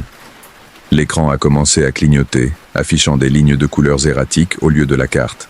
Puis il s'est complètement éteint. « Génial !» murmurai-je en frappant légèrement l'appareil. Rien. Il était mort. Je regardais mon téléphone. Pas de signal. Pas une seule barre. Ce qui était étrange car j'avais eu une couverture parfaite toute la journée. Mais je ne me suis pas trop inquiété. La route était assez directe. Je devais juste continuer jusqu'à trouver une route principale ou un village avec des panneaux. J'ai continué à conduire. Le soleil commençait à se coucher, peignant le ciel d'orange et de rose. Magnifique. Mais cela signifiait aussi qu'il ferait bientôt nuit et que je n'avais toujours aucune idée de l'endroit où j'étais exactement. C'est alors que j'ai vu le panneau, partiellement caché par la végétation, à moitié tombé, mais lisible. San Bartolomé, 3 kilomètres. Je ne reconnaissais pas le nom. Il n'était sur aucune des cartes que j'avais étudiées avant le voyage. Mais un village signifiait des gens, des directions, peut-être un endroit pour charger mon téléphone et réparer mon GPS. J'ai pris le détour. La route est devenue encore plus étroite, à peine assez large pour une voiture. Les branches des arbres s'étendaient au-dessus du chemin, créant un tunnel vert qui bloquait de plus en plus la lumière du coucher de soleil. L'ambiance a changé. Elle est devenue plus froide, plus silencieuse. On n'entendait ni oiseaux ni insectes, ce qui m'a semblé étrange. Après environ 10 minutes de conduite sur ce chemin, la forêt s'est ouverte soudainement, et là, c'était Saint-Barthélemy. C'était un petit village, peut-être 30 ou 40 maisons, toutes construites en vieille pierre, style médiéval ou Renaissance. Les rues étaient pavées, étroites, serpentant entre les maisons. Il y avait une place centrale avec une ancienne fontaine et une petite église avec un clocher qui s'élevait au-dessus des autres structures. La première chose que j'ai remarquée, c'est à quel point c'était silencieux. Il n'y avait personne dans les rues, pas de voiture. Pas de lumière aux fenêtres bien qu'il commençait à faire sombre. C'était comme un village fantôme, parfaitement préservé mais complètement vide. J'ai garé ma voiture à l'entrée du village et je suis sorti. L'air était froid, beaucoup plus froid que ce qu'il devrait être à cette époque de l'année. Et il y avait une odeur étrange, pas désagréable, mais définitivement hors de propos, comme de l'encens et des fleurs fanées. « Bonjour » ai-je appelé. Ma voix semblait étouffée, comme si quelque chose dans l'air absorbait le son. Y a-t-il quelqu'un ici? Il n'y a pas eu de réponse, juste le silence. J'ai marché vers la place centrale. La fontaine était sèche, pleine de feuilles mortes. Autour de la place, il y avait quelques petits magasins. Une boulangerie, une épicerie, une pharmacie. Tous fermés, avec de vieux panneaux aux fenêtres. J'ai regardé de plus près l'un des panneaux de la boulangerie. Il était jaunâtre, décoloré par le soleil. Il disait « Fermé pour festivités, nous reviendrons le 15 octobre ». J'ai vérifié la date sur ma montre. C'était le 14 octobre. Quelle festivité pouvait bien amener tout un village à fermer complètement? L'église semblait être ma meilleure option pour trouver des informations. Les églises dans les petits villages d'Espagne ont généralement des horaires d'ouverture, et peut-être que je trouverais le curé ou quelqu'un qui pourrait m'orienter. Je suis monté les marches en pierre jusqu'à l'entrée de l'église. La porte était entr'ouverte. Je l'ai poussée doucement et je suis entré. L'intérieur était comme n'importe quelle église rurale espagnole. Des bancs en bois sombre, un autel simple, des images de saints sur les murs, des bougies votives sur des supports de chaque côté. Mais quelque chose ne semblait pas bien. La température était plus froide à l'intérieur qu'à l'extérieur, et cette odeur d'encens était plus forte ici, presque étouffante. « Bonjour, père » ai-je appelé. Une voix a répondu depuis les ombres près de l'autel. « Ne appelle pas le père, il n'est pas ici. » J'ai sursauté. Il y avait un homme assis sur le premier banc, si immobile que je ne l'avais pas vu quand je suis entré. Il était plus âgé, peut-être dans les 70 ans, vêtu de vêtements sombres et formels. Il me regardait avec des yeux qui brillaient étrangement dans la pénombre. « Je suis désolé, je ne voulais pas vous déranger, » ai-je dit. « Je suis un peu perdu.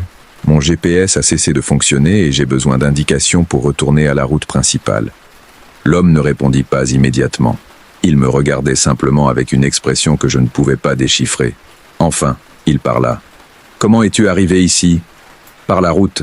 J'ai vu un panneau pour San Bartholomé et... »« Tu n'aurais pas dû venir, » m'interrompit-il. Sa voix était étrangement plate. « Surtout pas aujourd'hui. Aujourd'hui est spécial ici. » « Spécial comment ?»« Le 14 octobre, la veille de la fête. » Il se leva lentement. « C'est quand le voile est le plus mince. Quand les choses qui ne devraient pas être vues deviennent visibles. Quand des endroits comme celui-ci peuvent être trouvés par ceux qui ont des yeux pour voir. » Un frisson me parcourut le dos. « Je ne comprends pas de quoi tu parles. Ce village, dit-il en s'approchant d'un pas, n'est pas sur tes cartes, n'est-ce pas? Il n'a pas de signal téléphonique. Ton GPS a cessé de fonctionner lorsque tu t'es approché. Ne t'es-tu pas demandé pourquoi? Je pensais que c'était juste un problème technique. Ce n'est pas le cas. Un autre pas. San Bartholomé existe dans un pli, entre ce qui est et ce qui était. Certains l'appelleraient un lieu figé dans le temps. D'autres diraient que c'est un écho, un reflet d'un endroit qui a existé autrefois, mais qui ne se manifeste désormais que par moments, sous certaines conditions. Je reculai vers la porte. Cet homme était clairement fou, ou je l'étais. Rien de ce qu'il disait n'avait de sens. « Je dois y aller, dis-je. Merci pour votre aide. »« Tu ne peux pas partir, dit-il simplement. Pas avant demain, pas avant que le soleil ne soit complètement levé. Si tu essaies de partir maintenant, dans l'obscurité, ta voiture ne démarrera pas, ou si elle démarre, tu n'iras pas très loin. La route te ramènera ici, encore et encore, jusqu'à ce que le temps soit écoulé. » « Il est fou, dis-je, mais ma voix trembla. « Je le suis, alors sors. Essaie de partir, tu verras. » Je sortis en courant de l'église. Mon cœur battait la chamade alors que je courais vers l'endroit où j'avais garé ma voiture. Je montai, fermai les portes à clé et mis la clé dans le contact. Le moteur gémit, mais ne démarra pas. J'essayai encore une fois. Et encore. Et encore. Rien. La voiture était complètement morte. « Non, non, non », murmurai en frappant le volant. J'ai vérifié tout. Les lumières, la radio, n'importe quel appareil électrique. Tout était mort. Comme si la batterie s'était complètement déchargée en 15 minutes pendant lesquelles j'étais sorti. J'ai regardé autour du village à travers le pare-brise. Il faisait maintenant complètement noir. Les quelques lampadaires dans les rues s'étaient allumés, émettant une lumière jaunâtre et clignotante qui faisait danser les ombres de manière troublante. Et puis j'ai vu quelque chose qui m'a glacé le sang. Du mouvement dans les fenêtres des maisons. Des silhouettes. Des gens se déplaçant à l'intérieur des maisons qui, quelques instants auparavant, avaient été vides. Des lumières se sont allumées dans plusieurs maisons. J'ai pu voir des silhouettes à travers les rideaux. Des gens menant des vies normales. Comme si le village qui avait été désert s'était soudainement rempli de résidents. Mais il y avait quelque chose de mal dans ces mouvements. Ils étaient trop répétitifs, comme des acteurs suivant un script, faisant les mêmes gestes encore et encore. Une femme à une fenêtre levait une tasse à ses lèvres, la baissait, la levait à nouveau dans le même motif exact. Un homme dans une autre fenêtre s'asseyait, se levait, marchait 3 pas, se rasseyait, dans une boucle infinie. « Ça n'est pas en train d'arriver », me dis-je à voix haute. Je fais une hallucination. Quelque chose dans l'air, peut-être du monoxyde de carbone, ou... Un coup à ma fenêtre me fit crier. C'était l'homme de l'église, debout à côté de ma voiture, me regardant à travers le verre. « Je t'ai dit que tu ne pourrais pas partir », dit sa voix étouffée par le verre. « Viens, je te conduirai à un endroit où tu peux passer la nuit. Ce n'est pas sûr de rester dans ta voiture. »« Je ne vais nulle part avec vous, » dis-je, ma voix aiguë par la panique. « Comme tu veux. » Il haussait les épaules. « Mais quand minuit sonnera, les choses deviendront actives. Les silhouettes dans les maisons sortiront. Et si elle te trouve ici, seule, vulnérable, eh bien, ce ne sera pas agréable. Il s'éloigna, marchant de retour vers le centre du village. Je restais dans ma voiture, tremblante, essayant de décider quoi faire. Je regardais mon téléphone. Toujours pas de signal, mais au moins, j'avais de la batterie. Je pouvais utiliser la lumière du téléphone si j'en avais besoin. J'ai décidé de rester dans la voiture. J'ai verrouillé toutes les portes. Je me suis blotti sur le siège arrière avec une couverture que j'emportais toujours pour les urgences. Et j'ai attendu. Les premières heures sont passées lentement. J'observais les silhouettes se déplacer dans les fenêtres, exécutant leurs actions répétitives. C'était horriblement hypnotique, comme regarder un film en boucle. Mais à mesure que minuit approchait, les choses ont commencé à changer. Les silhouettes ont cessé de se déplacer selon leur schéma. Elles se sont arrêtées, toutes en même temps. Et puis, lentement, elles ont toutes tourné la tête pour regarder vers l'extérieur, vers les rues, vers ma voiture. Et elles ont commencé à sortir. Des portes se sont ouvertes dans toutes les maisons. Les silhouettes ont émergé. À la lumière jaunâtre des lampadaires, je pouvais les voir plus clairement. Et j'aurais souhaité ne pas l'avoir fait. Elles n'étaient pas complètement humaines. Elles avaient des formes humaines, mais il y avait quelque chose de mal dans leurs proportions. Des bras trop longs, des têtes inclinées à des angles impossibles, des mouvements spasmodiques et désarticulés, et toutes marchaient vers ma voiture. Je réprimais un cri. Je m'enfonçais davantage dans le siège arrière, me couvrant avec la couverture, éteignant la lumière de mon téléphone. À travers un petit espace dans la couverture, je pouvais voir les silhouettes s'approcher. Ils entourèrent ma voiture. 20, peut-être 30 d'entre eux. Ils restèrent là, en cercle parfait, regardant les fenêtres. Ils ne faisaient pas de bruit. Ils n'essayaient pas d'ouvrir les portes. Ils regardaient simplement. Je ne sais pas combien de temps ils restèrent là. Cela aurait pu être des minutes ou des heures. Le temps semblait déformé, élastique.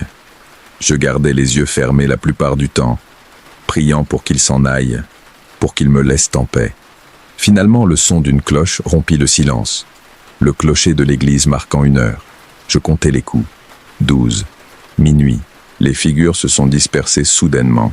J'ai regardé par la fenêtre et les ai vues s'éloigner dans différentes directions. Certaines retournaient chez elles. D'autres marchaient vers la forêt qui entourait le village. Elles se déplaçaient avec un but maintenant. Fini les mouvements répétitifs et sans sens. J'ai attendu un long moment, m'assurant qu'elles étaient toutes parties, avant de m'aventurer à m'asseoir correctement. Le village semblait à nouveau vide. Les lumières des maisons s'étaient éteintes. Les rues étaient désertes. Mais je savais que je n'étais pas seul. Je pouvais sentir des yeux sur moi, beaucoup d'yeux, observant depuis l'ombre. « Je ne peux pas rester ici », murmurai-je pour moi-même. « Je dois trouver un vrai refuge. Un endroit avec des portes solides. » Je sortis de la voiture avec précaution, regardant dans toutes les directions.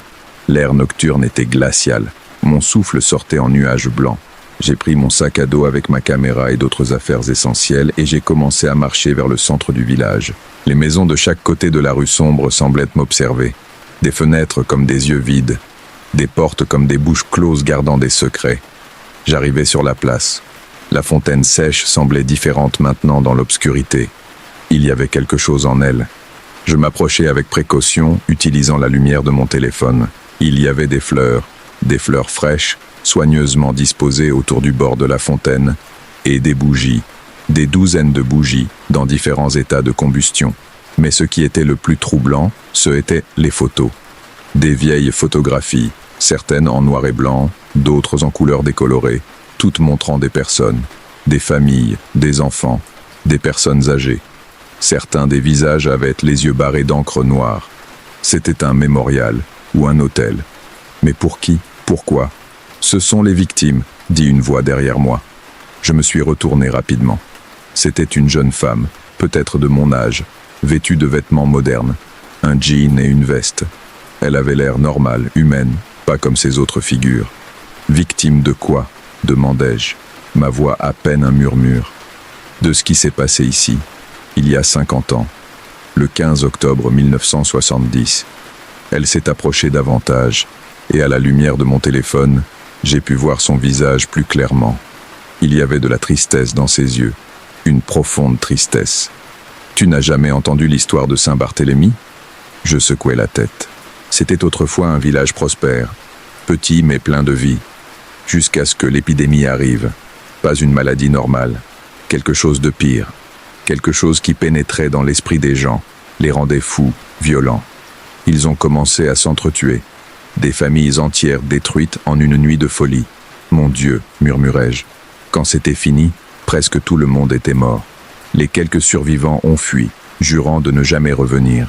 Le gouvernement a scellé le village, l'a effacé des cartes.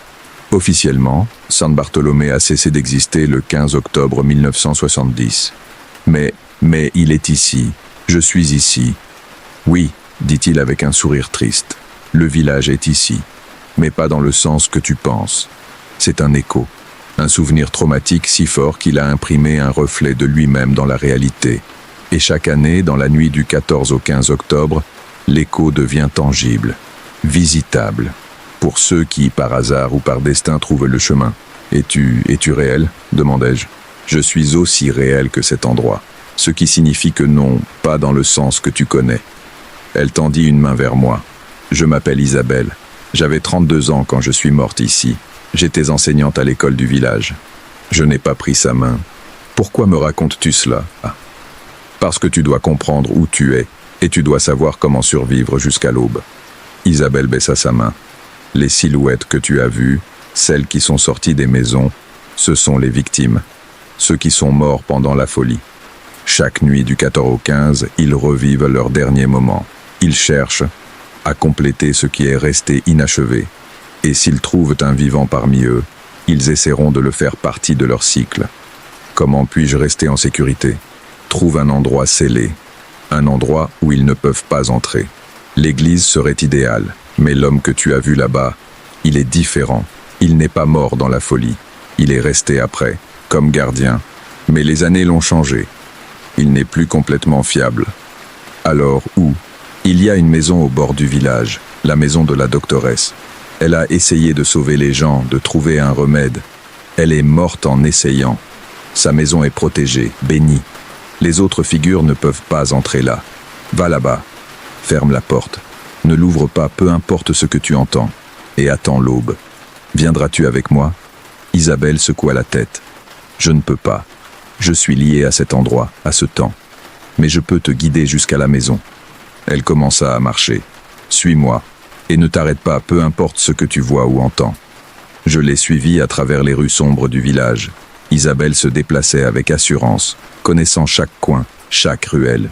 Je restais près d'elle, ma lumière de téléphone éclairant à peine 1 mètre devant. Nous sommes passés devant des maisons silencieuses.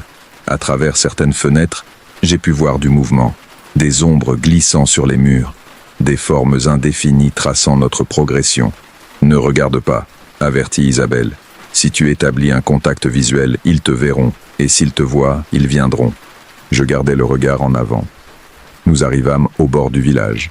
Il y avait une maison un peu à l'écart des autres, entourée d'un jardin sauvage rempli d'herbes et de fleurs fanées.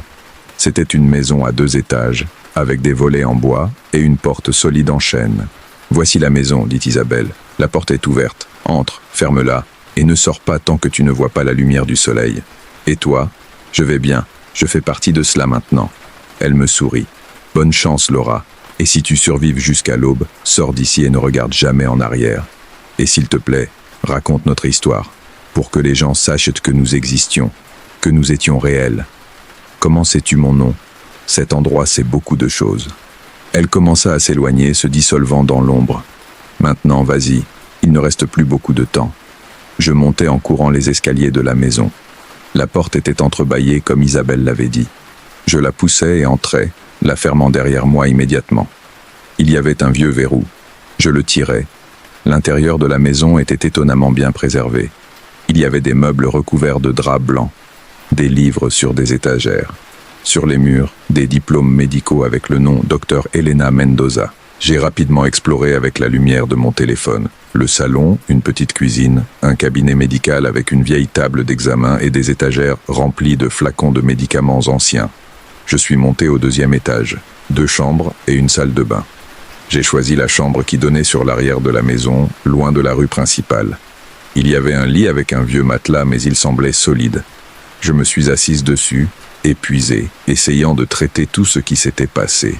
J'ai regardé mon téléphone. Il était 2 heures du matin. Il restait 4 heures avant l'aube. 4 heures que je devais survivre. Les 2 premières heures furent relativement calmes. J'entendais des sons lointains du village, des pas, des voix murmurant. Mais rien ne s'approchait de la maison. Mais à 4 heures du matin, les choses ont changé. J'ai entendu un coup à la porte principale, puis un autre, et encore un autre. Un coup constant et rythmique. Laura, appela une voix. C'était masculine, profonde. Laura, ouvre la porte. Nous avons besoin de ton aide. Je n'ai pas répondu. Je suis resté immobile dans le lit. Laura, il y a des gens blessés ici. Tu es photographe, n'est-ce pas? Tu as un téléphone. Appelle une ambulance, s'il te plaît. Comment savait-il ma profession? Comment savait-il mon nom? Laura, s'il te plaît. Ma fille saigne. Elle a besoin d'aide. Maintenant, j'entendais des pleurs d'enfants mêlés à la voix de l'homme. Ça sonnait si réel, si désespéré. Mes instincts humains me criaient d'aider, d'ouvrir la porte. Mais je me suis rappelé les mots d'Isabelle. N'ouvre pas, peu importe ce que tu entends. Je ne peux pas t'aider, dis-je d'une voix tremblante. Je suis désolé. Les coups se sont intensifiés. Maintenant, ça sonnait comme si plusieurs mains frappaient à la porte, et les voix se multipliaient. Des hommes, des femmes, des enfants, tous suppliant que j'ouvre. SVP, aidez-nous, ne nous laissez pas mourir, ouvre juste la porte. Je me suis bouché les oreilles, mais je pouvais encore les entendre. Les coups devenaient plus violents. La porte tremblait mais tenait bon, et puis, abruptement, tout s'est arrêté. Silence total. Je me suis aventuré à regarder par la fenêtre de la chambre.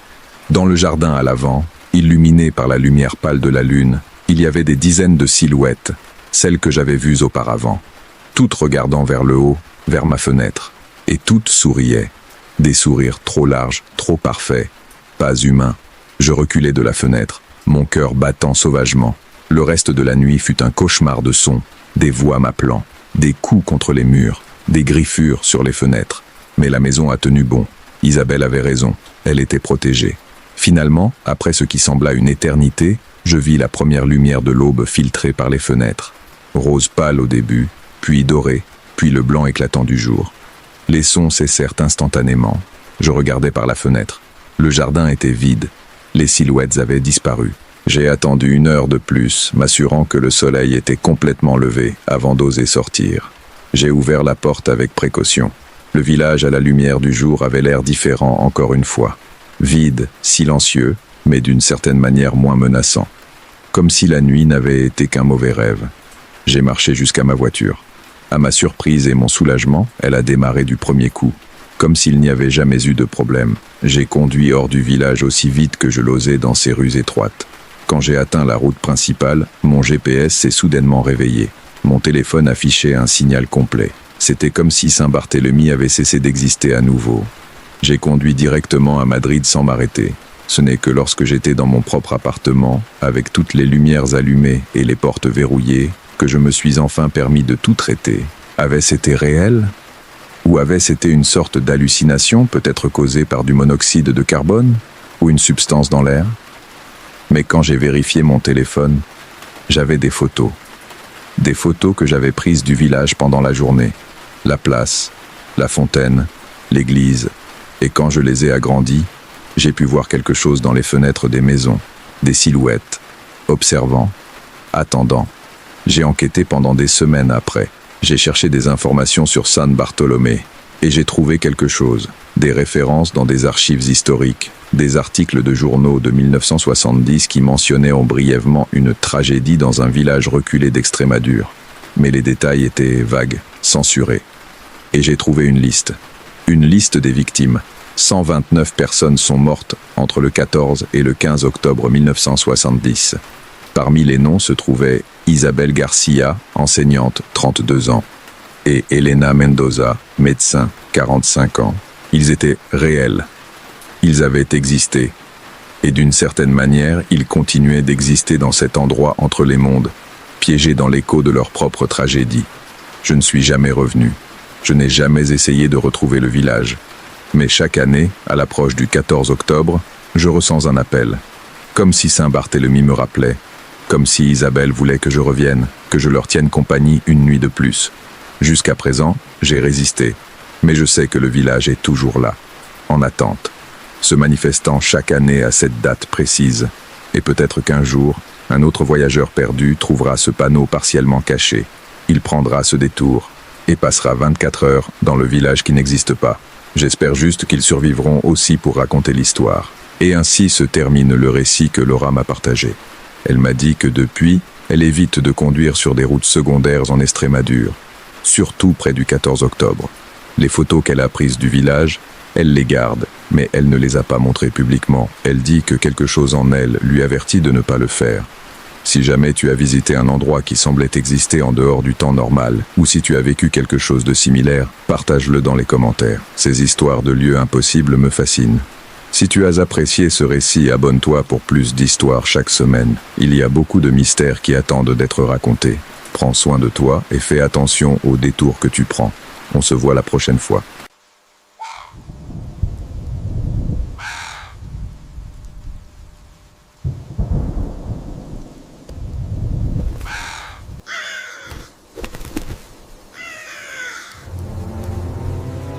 Un abonné de la chaîne m'a contacté il y a quelques jours avec une histoire impliquant des héritages familiaux et des secrets qui auraient dû être emportés dans la tombe. Je l'appellerai Thomas pour protéger son identité. Si vous avez déjà hérité de quelque chose d'un membre de votre famille décédé et que vous avez ressenti que cet objet portait avec lui quelque chose de plus que des souvenirs, faites-le moi savoir dans les commentaires. Je suis fasciné par la façon dont certains objets peuvent porter des histoires sombres. Ce que Thomas a hérité de son grand-père n'était pas seulement une maison à la campagne, c'était une malédiction qui attendait depuis 3 générations. Et quand il l'a finalement découverte, il était déjà trop tard pour rendre ce qu'il avait accepté. Je m'appelle Thomas, et j'ai besoin de raconter cela avant qu'il ne soit trop tard. Avant que ce qui est arrivé à mon grand-père, à mon père, et maintenant à moi, ne se poursuive avec la prochaine génération. Quelqu'un doit briser ce cycle. Et si je ne peux pas être celui-là, au moins que mon histoire serve d'avertissement. Tout a commencé quand mon grand-père est mort en janvier 2023. Il avait 87 ans et vivait seul dans une vieille maison à la campagne, à 2 heures de la ville. Je lui rendais visite occasionnellement, mais nous n'étions pas très proches. C'était un homme réservé, parfois bourru, qui préférait la solitude à la compagnie de la famille. Mon père était mort 5 ans auparavant dans un accident de voiture, donc j'étais l'unique héritier direct. L'avocat m'a appelé une semaine après les funérailles pour lire le testament. C'était simple, tout m'appartenait maintenant. La maison, le terrain et les biens de mon grand-père. Il y avait une condition étrange. Une clause spécifique dans le testament stipulait « L'héritier doit vivre dans la propriété pendant au moins 30 jours consécutifs avant de pouvoir la vendre ou la transférer. S'il ne respecte pas cette condition, la propriété revient au prochain héritier éligible ou à l'État. » Je lui ai demandé au sujet de cela. Il a haussé les épaules. Ton grand-père était très spécifique. Il a dit que c'était une tradition familiale, que chaque héritier devait connaître la propriété intimement avant de décider quoi en faire. Cela m'a semblé étrange mais pas impossible. Je travaillais à distance en tant que programmeur. Je pouvais travailler de n'importe où avec Internet. 30 jours à la campagne sonnaient presque comme des vacances. Je me suis installé dans la maison une semaine plus tard. C'était une construction du début du siècle dernier, à 2 étages, avec des murs épais en adobe et des plafonds en poutres de bois. Elle était entourée d'arbres, et le voisin le plus proche vivait à 3 kilomètres. Le silence était absolu, sauf pour les sons de la forêt. Les premiers jours furent tranquilles. J'ai nettoyé la maison, organisé les affaires de mon grand-père, installé mon équipement de travail. La maison avait de l'électricité et de l'eau courante, mais elle était vieille et craquait constamment, surtout la nuit. Mais c'était normal dans les vieilles maisons. Le 5e jour, j'ai trouvé la porte. Elle était dans le sous-sol. J'étais descendu pour vérifier le système électrique parce que les lumières du 2e étage clignotaient. Le sous-sol était spacieux, avec un sol en terre et des murs en pierre. Il y avait de vieilles caisses, des outils rouillés, des meubles recouverts de draps. Et au fond, à moitié caché derrière des étagères, il y avait une porte en bois avec un grand cadenas lourd. Je m'en suis approché avec curiosité. Le cadenas était vieux mais solide. J'ai cherché les clés dans les affaires de mon grand-père. Je les ai trouvées dans un tiroir de son bureau, dans une enveloppe qui disait « Ne pas ouvrir. Jamais ». Bien sûr, je l'ai ouverte. Il n'y avait qu'une seule clé à l'intérieur. Ancienne, en fer noir, lourde. Je suis descendu au sous-sol avec elle cette même nuit. Le cadenas s'est ouvert facilement malgré son âge. La porte a grincé en s'ouvrant, révélant une petite pièce. Les murs étaient recouverts d'étagères remplies de bocaux. Des centaines de bocaux en verre de différentes tailles, et chaque flacon contenait quelque chose de différent. Certains avaient des liquides sombres. D'autres contenaient ce qui semblait être des herbes sèches. Certains avaient des objets que je ne pouvais pas identifier. Des pierres avec des marques étranges, des morceaux de métal tordus, des fragments d'os. Et tous les flacons étaient étiquetés. Mais les étiquettes n'avaient pas de nom d'herbe ou d'ingrédients. Elles portaient des noms de personnes. Maria Sanchez, 1967. Roberto Campos, 1982. Elena Vargas, 1995. Daniel Ruiz, 2008. Des dizaines de noms, des dizaines de dates. Certains flacons avaient des étiquettes jaunies et vieilles. D'autres étaient plus récents. Au centre de la pièce, il y avait une table. Et sur la table, il y avait un livre. Un vieux grimoire, avec des couvertures en cuir noir et des pages jaunies par le temps. Je l'ai ouvert avec des mains tremblantes. Il était écrit en espagnol ancien, difficile à lire, mais j'ai pu comprendre suffisamment.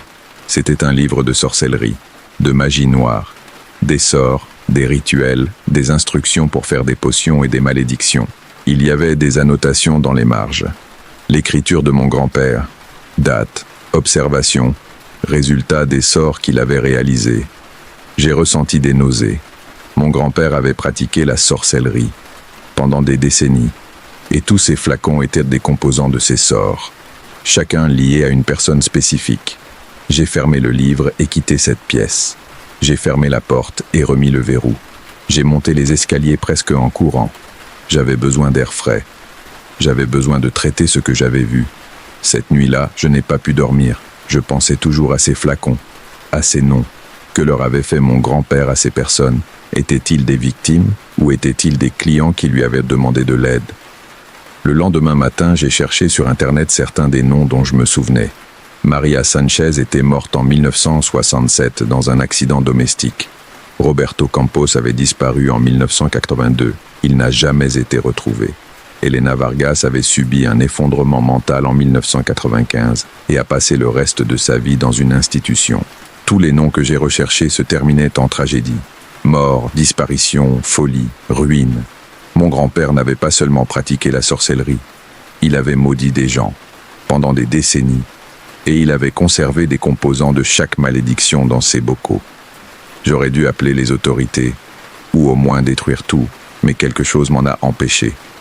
Une curiosité morbide peut-être, ou quelque chose de plus sombre. Cette nuit-là, je suis retourné au sous-sol. J'ai lu le grimoire plus attentivement. Les instructions étaient détaillées. Comment obtenir des objets personnels des victimes, comment préparer des potions, comment réaliser des rituels sous la pleine lune, et surtout, comment la magie noire avait un prix. Chaque malédiction lancée revient triplée, disait une note de mon grand-père, mais elle peut être transférée, elle peut être absorbée par des objets, par des lieux, par des descendants. Mon sang s'est glacé, descendant, je continuais à lire. Mon grand-père avait découvert une façon d'éviter le prix de ces malédictions. Il les liait à sa lignée, à son sang. Chaque malédiction qu'il lançait, le prix se transférait à ses descendants. Pas à lui directement, mais à son fils, à son petit-fils, aux générations futures. Mon père avait payé pour les malédictions de mon grand-père, l'accident de voiture qui l'a tué, les maladies qu'il a eues durant sa vie, les problèmes financiers constants. Tout cela était le prix de la magie noire que mon grand-père avait pratiquée. Et maintenant, j'avais hérité non seulement de la maison, j'avais hérité des dettes, les malédictions qui n'avaient pas encore été complètement payées. J'ai fermé le livre en ressentant de la panique. Je devais partir. Je devais sortir de cette maison avant qu'il ne soit trop tard. Mais quand j'ai essayé de monter les escaliers du sous-sol, la porte était fermée. J'ai poussé, tiré, frappé. Elle ne bougeait pas. C'était comme si elle était scellée. J'ai entendu des voix, des chuchotements venant de la pièce avec les bocaux, des mots que je ne pouvais pas comprendre mais qui résonnaient dans mes os. La porte du sous-sol s'est ouverte toute seule 1 heure plus tard. J'ai couru et j'ai emballé mes affaires. Je devais partir. Les 30 jours du testament n'importaient pas. Je préférais perdre l'héritage que de rester un jour de plus. Mais ma voiture ne démarrait pas. La batterie était morte. Et mon téléphone n'avait pas de signal. Internet avait cessé de fonctionner. J'étais piégé. Cette nuit-là, les chuchotements ont commencé. Ils venaient des murs, du plafond, du sol. Des voix qui disaient mon nom. Des voix qui murmuraient des mots dans des langues anciennes. Des voix qui riaient. Et j'ai commencé à voir des choses.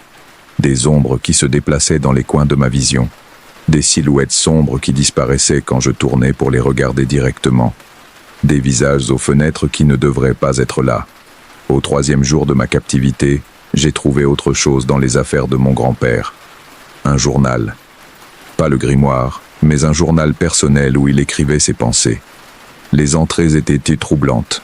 Il parlait de comment il avait appris la sorcellerie de son propre père, de comment c'était une tradition familiale qui remontait à des générations, de comment chaque fils héritait non seulement du savoir, mais aussi des dettes accumulées.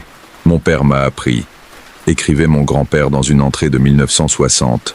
Il m'a dit que je n'avais pas eu le choix de naître dans cette famille, que la magie noire était dans notre sang, que chaque génération doit payer pour les péchés des précédentes et ajouter les siens pour la suivante. Je détestais mon père pour ça, mais quand j'ai essayé de m'échapper, quand j'ai essayé de vivre une vie normale, les malédictions m'ont rattrapé. Je suis tombé malade. Mon entreprise a échoué. Tout ce que je touchais pourrissait, jusqu'à ce que j'accepte mon rôle, jusqu'à ce que je prenne le grimoire et continue la tradition. Maintenant, c'est mon tour de le transmettre.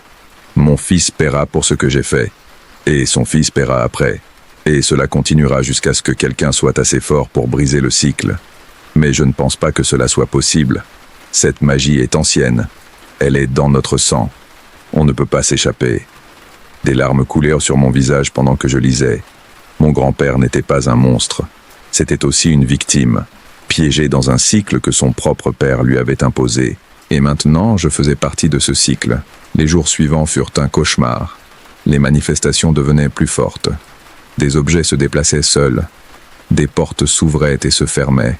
Des voix me parlaient directement, m'offrant des choses. « Utilise le grimoire », murmurait-elle. « Lance tes propres malédictions. Transfère le poids.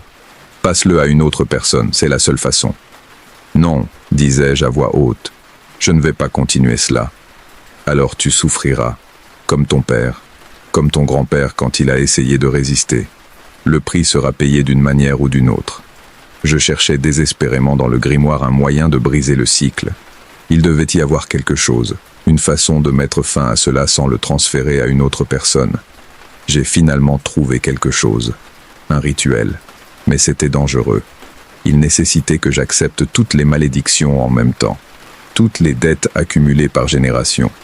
Au lieu de les payer lentement au cours de ma vie, je les paierais toutes en un seul instant. La plupart des gens mourraient, disait le livre. Le poids était trop lourd, mais s'ils survivaient, le cycle serait rompu. Les malédictions seraient complètement consumées. La dette serait réglée. J'ai pensé à le faire, à terminer cela une bonne fois pour toutes. Mais j'ai aussi pensé à la possibilité d'avoir des enfants un jour, de les condamner à ce cycle si je ne le rompais pas maintenant. J'ai décidé d'essayer. Le rituel nécessitait que je descende dans la chambre du sous-sol, que j'ouvre tous les bocaux, que je libère tout ce que mon grand-père avait contenu pendant des décennies, et que je me tienne au centre pendant que tout cela me consumait. Je suis descendu au sous-sol à minuit du 28e jour. Il ne me restait que 2 jours avant d'atteindre les 30 du testament. 2 jours avant de pouvoir partir légalement. Mais je savais que si j'attendais, il serait trop tard. Le cycle me piégerait complètement. J'ai ouvert la porte de la chambre. Les bocaux brillaient faiblement dans l'obscurité. Je pouvais sentir l'énergie émaner d'eux. Malice concentrée, douleur distillée, souffrance mise en bouteille. Je commençais à ouvrir les bocaux un par un. À chaque fois que j'en ouvrais un, je ressentais quelque chose. Comme si des araignées invisibles marchaient sur ma peau. Comme si l'air devenait plus lourd, plus difficile à respirer. Quand j'ouvris le dernier bocal, tout se déchaîna. La douleur fut instantanée et absolue. Comme si chaque terminaison nerveuse de mon corps s'enflammait en même temps. Je tombais au sol en criant. Je pouvais voir des choses, des visions de toutes les personnes que mon grand-père avait maudites. Leurs visages tordus par l'agonie, leurs voix criant. et je ressentis leur douleur. Toutes en même temps. La femme qui brûla vive, l'homme qui se noya lentement, la fille qui devint folle au point de ne plus reconnaître sa propre famille. Chaque souffrance, chaque mort, chaque moment de terreur. Je les ressentis toutes. Je ne sais pas combien de temps je restais sur le sol du sous-sol. Des heures, peut-être, ou des jours. Le temps perdit tout sens. Il n'existait que la douleur et les visions et le poids écrasant de décennies de malédictions tombant sur moi. Mais finalement, cela se termina. La douleur s'est estompée progressivement. Les voix se sont tues, les visions se sont évanouies. Je suis resté allongé sur le sol du sous-sol, haletant, trempé de sueur mais vivant. Les bocaux étaient vides. L'air dans la pièce semblait plus léger. Comme si quelque chose qui avait pesé sur la réalité s'était enfin libéré. Je me suis traîné en haut des escaliers. Mon corps me faisait mal, mais c'était une douleur physique normale. Je ne ressentais plus ce poids invisible, cette présence sombre qui m'accompagnait depuis que j'avais hérité de la maison. J'ai dormi pendant 2 jours entiers. Quand je me suis réveillé, la maison semblait différente. Juste une maison. Vieille. Oui. Pleine d'histoire. Oui. Mais plus maudite. J'ai détruit le grimoire. Je l'ai brûlé dans le jardin avec toutes les affaires de sorcellerie que j'ai trouvées. J'ai scellé la pièce du sous-sol avec du béton. Et quand j'ai atteint les 30 jours du testament, j'ai vendu la propriété. C'était il y a 8 mois. Depuis, je me remets. Physiquement, ça va. Mais mentalement et émotionnellement, je traite encore ce que j'ai vécu. Ce que ma famille a vécu pendant des générations. Parfois, je me demande si j'ai vraiment rompu le cycle. Si les malédictions sont vraiment terminées, ou si elles ne dorment que, attendant. Je me demande si j'ai bien fait d'accepter toute cette douleur d'un coup plutôt que de la laisser s'écouler lentement tout au long de ma vie. Mais je sais une chose avec certitude. Je n'ai pas eu d'enfant. Et je n'en aurai pas. Parce que même si je crois avoir rompu le cycle, je ne peux pas en être complètement sûr. Et je ne vais pas risquer de condamner une autre génération à ce que j'ai vécu. L'héritage de mon grand-père n'était pas de l'argent ou des biens. C'était de la souffrance. C'était des dettes karmiques accumulées au fil des générations. C'était le fardeau de la magie noire pratiquée par des personnes désespérées qui pensaient pouvoir éviter le prix. Mais le prix est toujours payé, d'une manière ou d'une autre, immédiatement ou plus tard, par toi ou par tes descendants. La magie noire ne pardonne pas, n'oublie pas, et ne fait pas d'exception. Si quelqu'un vous offre du pouvoir, si quelqu'un vous promet que vous pouvez changer votre destin avec des sorts et des rituels, si quelqu'un vous dit que la magie noire n'est qu'un outil neutre, ne les croyez pas, parce que j'ai vu ce que cela fait. J'ai vu les victimes, j'ai vu les coups, j'ai vu comment cela corrompt non seulement celui qui la pratique, mais aussi des générations entières. Mon grand-père a probablement commencé avec de bonnes intentions. Peut-être que son père aussi. Peut-être que tous les membres de ma famille qui ont pratiqué cette magie pensaient qu'ils aidaient, qu'ils pouvaient la contrôler, qu'ils pouvaient éviter les conséquences. Mais personne ne peut. Le prix est toujours à payer. Et plus tu essaies de l'éviter, plus il devient élevé. Je visite la tombe de mon père parfois. Je lui demande pardon, pour ne pas avoir su, pour ne pas avoir pu briser le cycle plus tôt, pour toute la souffrance qu'il a dû endurer en payant pour des péchés qu'il n'a pas commis. Et je visite aussi la tombe de mon grand-père, pas avec haine, avec pitié, parce qu'il a aussi été victime, piégé par son propre père dans un cycle qu'il a probablement voulu briser mais ne savait pas comment. La maison où j'ai vécu ces 30 jours a été achetée par une jeune famille. Parfois, je me demande s'ils auraient dû remarquer quelque chose dans l'acte de vente.